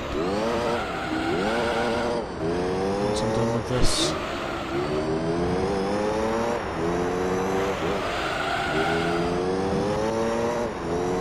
And of course, since I am pretty sure I cannot do any tuning to this thing, at least not as much tuning as I want to do to this thing, somehow I have managed to give this thing enough tyre mileage to probably go the distance, which oddly enough is exactly what capable of doing.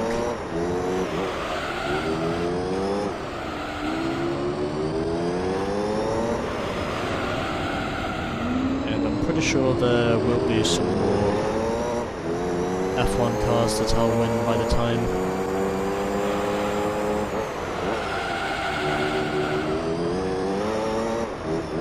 I'm officially done with Formula GT. Also furthermore, I should probably also mention this is the final lap. Finally. This is more or less the sort of length I was expecting the race to take. Although, then again, of course, I did choose to use the 002 over the 001. Because apparently this is older. And now I can want to overlap the FTO for what I think is probably the third time by now, because he's just been nowhere in this race overall. Anyways, I win. And it took me 25 minutes of driving to do so. But yeah, I have put the FTO 3 laps down. And there is also quite a battle going on for 4th position at the moment.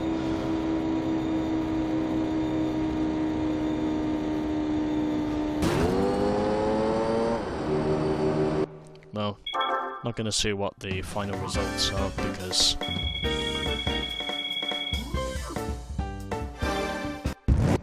don't really care about what the finishing margins are, considering I have overlapped most of the field twice. And so, we will have just one race left, and I think, let's see, which one of these cars have I not driven yet? Well, I could drive this one, but I want to save that for the championship, so I think I'll drive this one instead. So I can think about driving this one again. I'm gonna drive this one. And yeah, I am gonna show you this because overall, I literally cannot do any tuning to this thing whatsoever. Just to showcase the point in knowing that I literally cannot do anything. Not even tyres. So I literally cannot do any tuning to the Formula GT cars no matter what I do. Because apparently, I think they're meant to be special cars, which means technically they're not. Which means, of course, that technically they are not given the allowance of installing the tuning.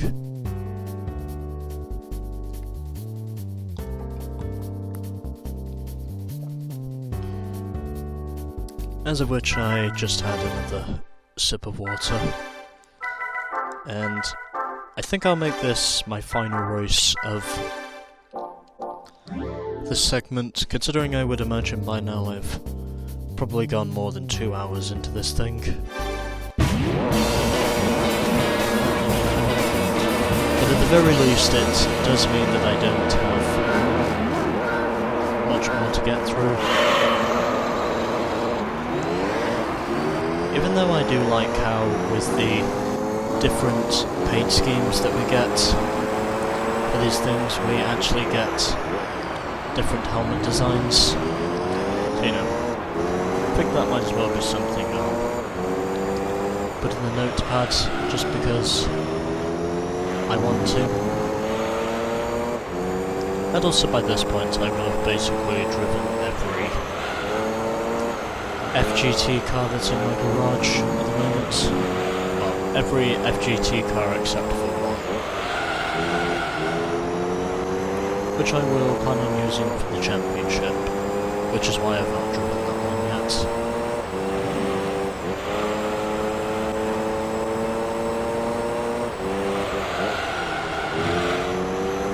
So yeah, I think I've driven all of the FGT cars. Well, almost all of the FGT cars up to this point by the time I will have done this race.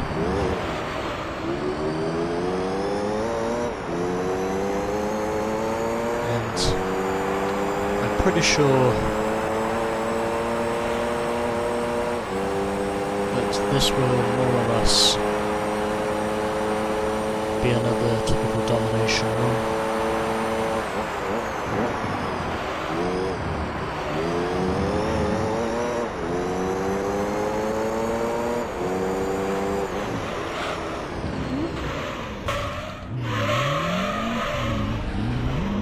And that's all.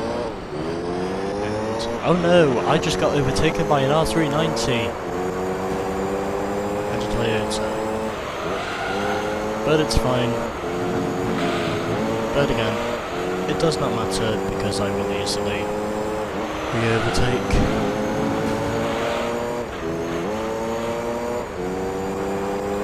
As I just hit the outside wall. But again, does not matter because I quickly go back up into the lead once again. And hopefully, as long as I do not keep doing that,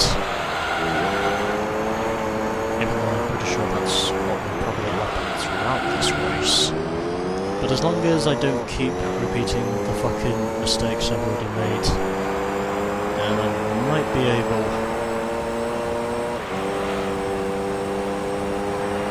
to get myself through the rest of this race without any real concerns.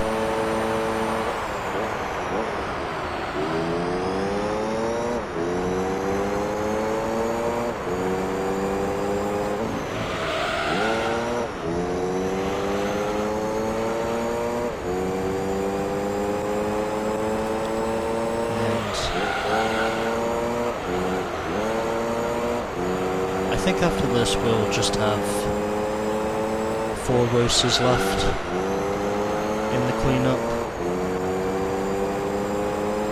before we're done.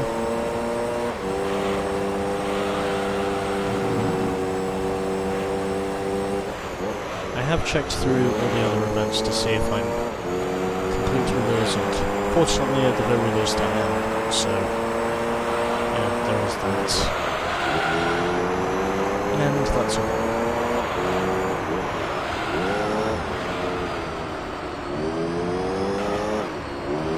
And I cannot turn this thing.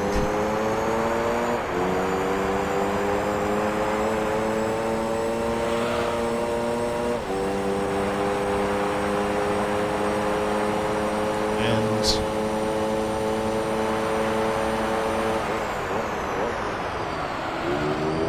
ultimately,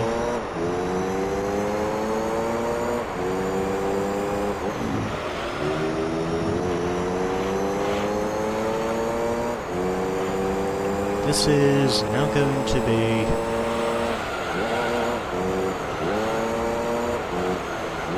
a case of knowing when exactly I will get in for tyres. And then once I have done, that is when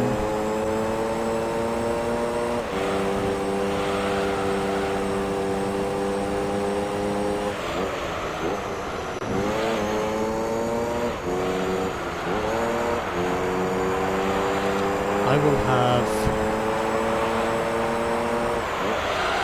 a fresh set of tyres once I have finished.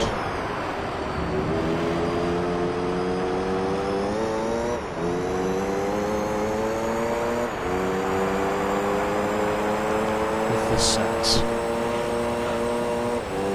Sorry, I can't think of anything else to say at the moment.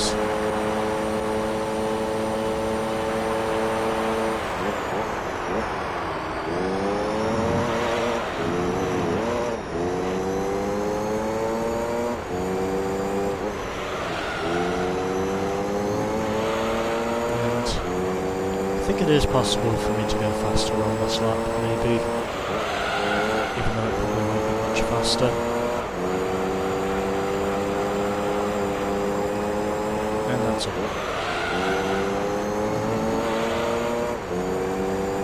Although it does not matter too much because we still reach the Dominator up to this point.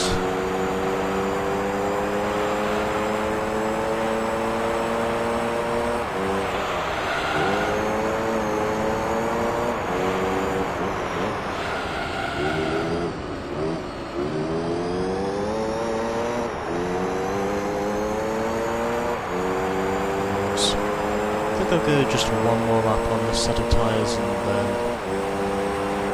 then I'll just pretty much scuff them and go for a fresh set, because I'm pretty sure this will be a two-stop race regardless of what happens.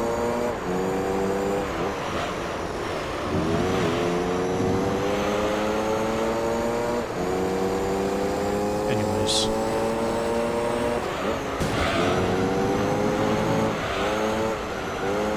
5 laps into the race, and we still have 10 to go.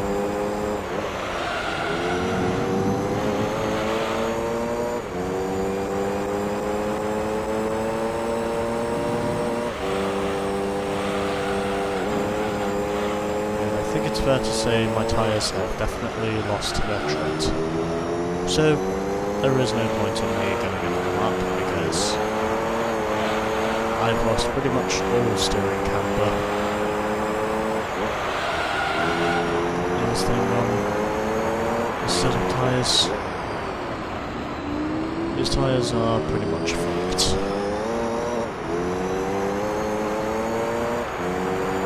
So pit stops are now going to come into fruition.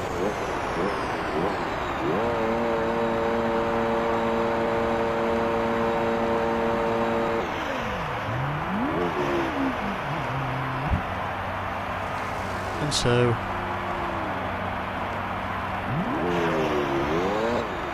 pitting in for what will probably be the first of 2 times in this race overall. Pretty sure I'll have to pit in again on lap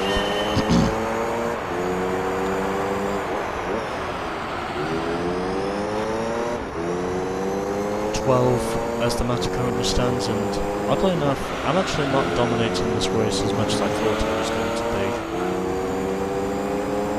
at the present time. And the R390 is not making it easy for me. So this could actually be pretty interesting regarding the circumstances. Although then again, it probably won't be for very long because I just overlapped the FTO and the GT40.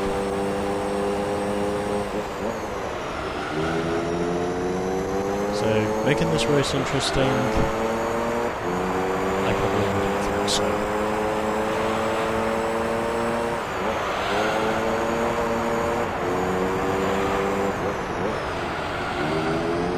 Although, dependent on knowing if I'll win this race or not, probably remains a mystery. I mean, I'm pretty sure I can get this car to victory, but it's just a matter of knowing if it's possible for the driver to get this thing to victory. Although it doesn't matter because the R390 himself isn't the ones. And I'm now overlapping the STK, pretty much just darting past it in a way. As I'm now up pretty much a whole lap on most of the field.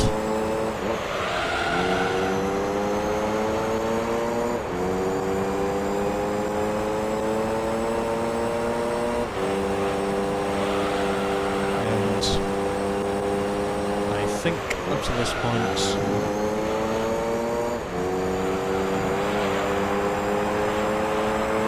I would say domination is probably the only word I can really think of. Except for saying I'm not doing it very well at the moment because I'm just wrecking. I must have been on this for like 2 hours now scooping up these races. I'm sure it's got to be more than that by now. And I do go faster. I think the previous best lap time I set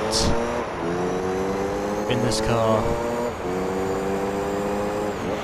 when I did the Tokyo race in the GT World Championship, I think that was like, what, a 1:16.8, that was my best lap time? I think that's what it was, even though it was probably 16.9. That was my best lap time in the GT World Championship race of Tokyo.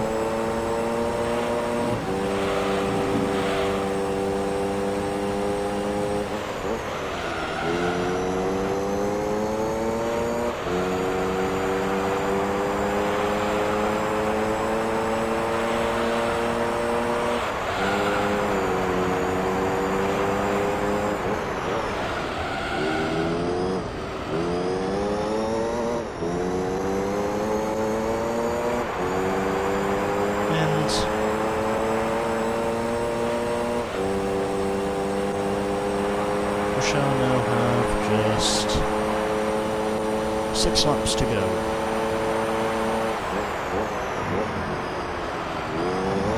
This time around, only 6 laps remain.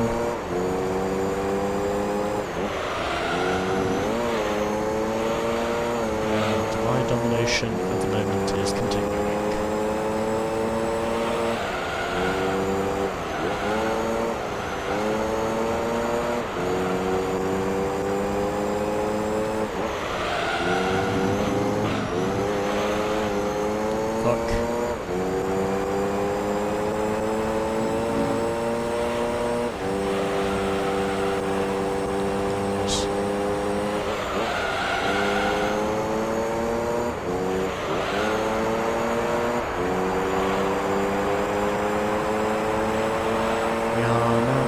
Two-thirds of the way into the race because we are now going to be 10 laps complete this time around, in spite of all the wrecking that has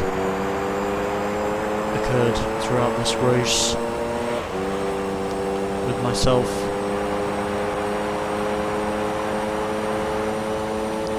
I think it's pretty clear to say up to this point I'm probably not going to lose this one. Even though my tyres are starting to get worn down once again. The truth is, I still feel like I can stick to my strategy, so that's exactly what it is I'm going to do. Just basically stick to my usual strategy and then try and see if I can eventually pull off the win. As of which I would think that's probably what I will do.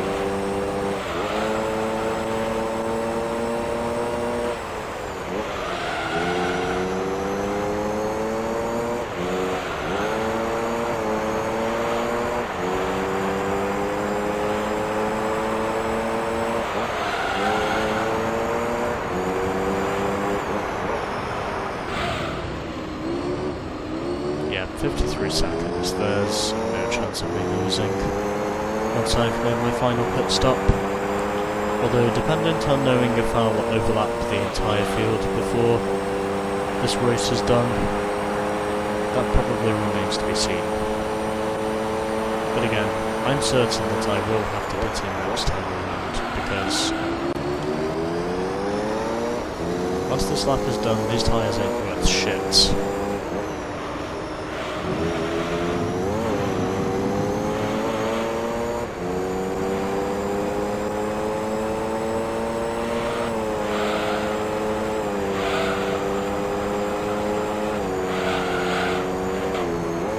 Considering I'm literally having to use the walls just to keep this thing under control.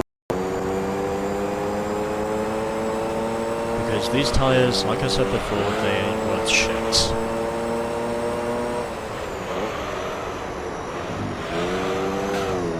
I need to basically change these things before I end up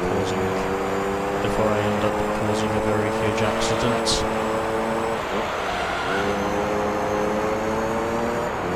these tyres don't mean shit.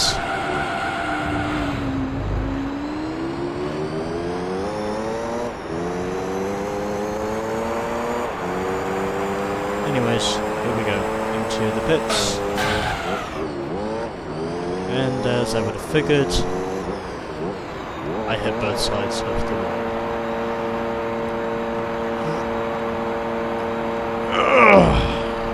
Ugh, fuck. This is tiring. And I think the descent is all the way up there, so I've got no problems. I've also got no doubts in saying that he will very much be coming into the pits next time around.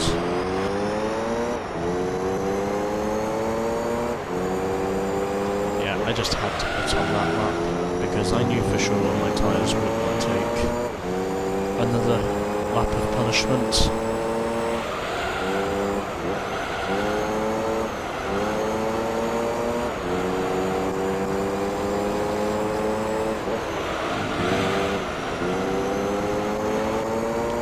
Already overlapping both the GT40 and the FTO up to this point.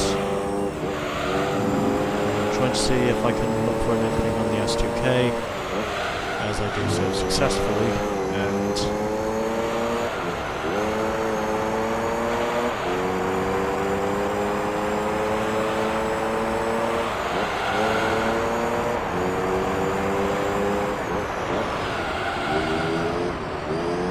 as far as I know, this will probably be the order of the race. Meanwhile,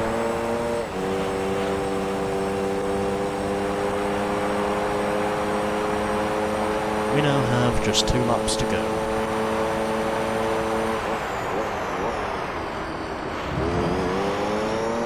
And so the GT40 does now come into the pits once again. Somewhere further up, I think I can see... Is that the Toyota? It's gotta be. It's gotta be the Toyota. And indeed it is.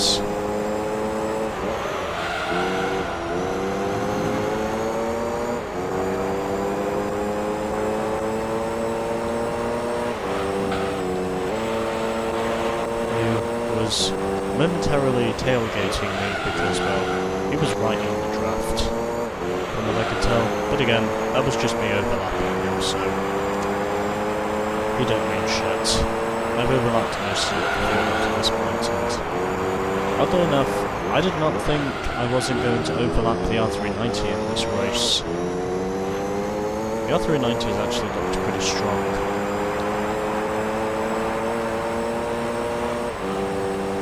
Although in saying that, of course, these tyres do tend to wear down quite quickly. Anyways, final lap.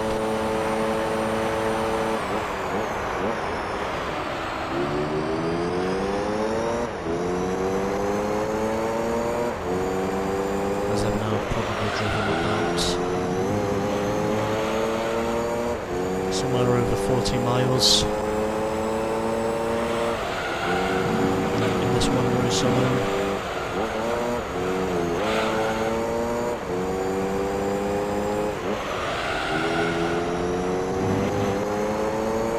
What methinks.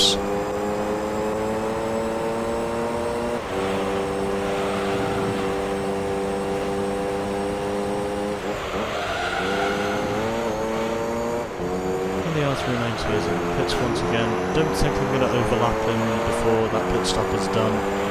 I'm well behind the R390 in terms of track time for overlapping him, but overall, I'm still going to win this race, and that's all that really matters. Considering I am nearly an entire lap ahead of him, but ain't gonna overlap him this time, unfortunately. Anyways, I win.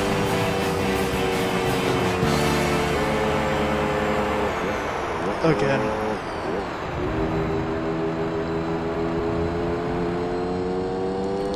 And the Toyota just finished. Alright, so I think that shall make this the final race of this segment, and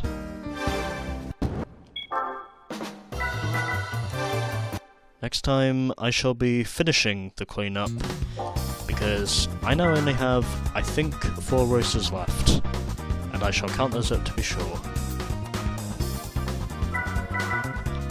Yep, 4 races left. That's all I have left. So, in the end of that, we are now 97.1% complete. We have now driven over 10,500 kilometers, and, of course, we have a total of 426 trophies to our name, as well as 104 cars in our garage. But, anyways, that shall do it for this segment, and next time it will be time for the final part of the cleanup. So I shall see you for part 3.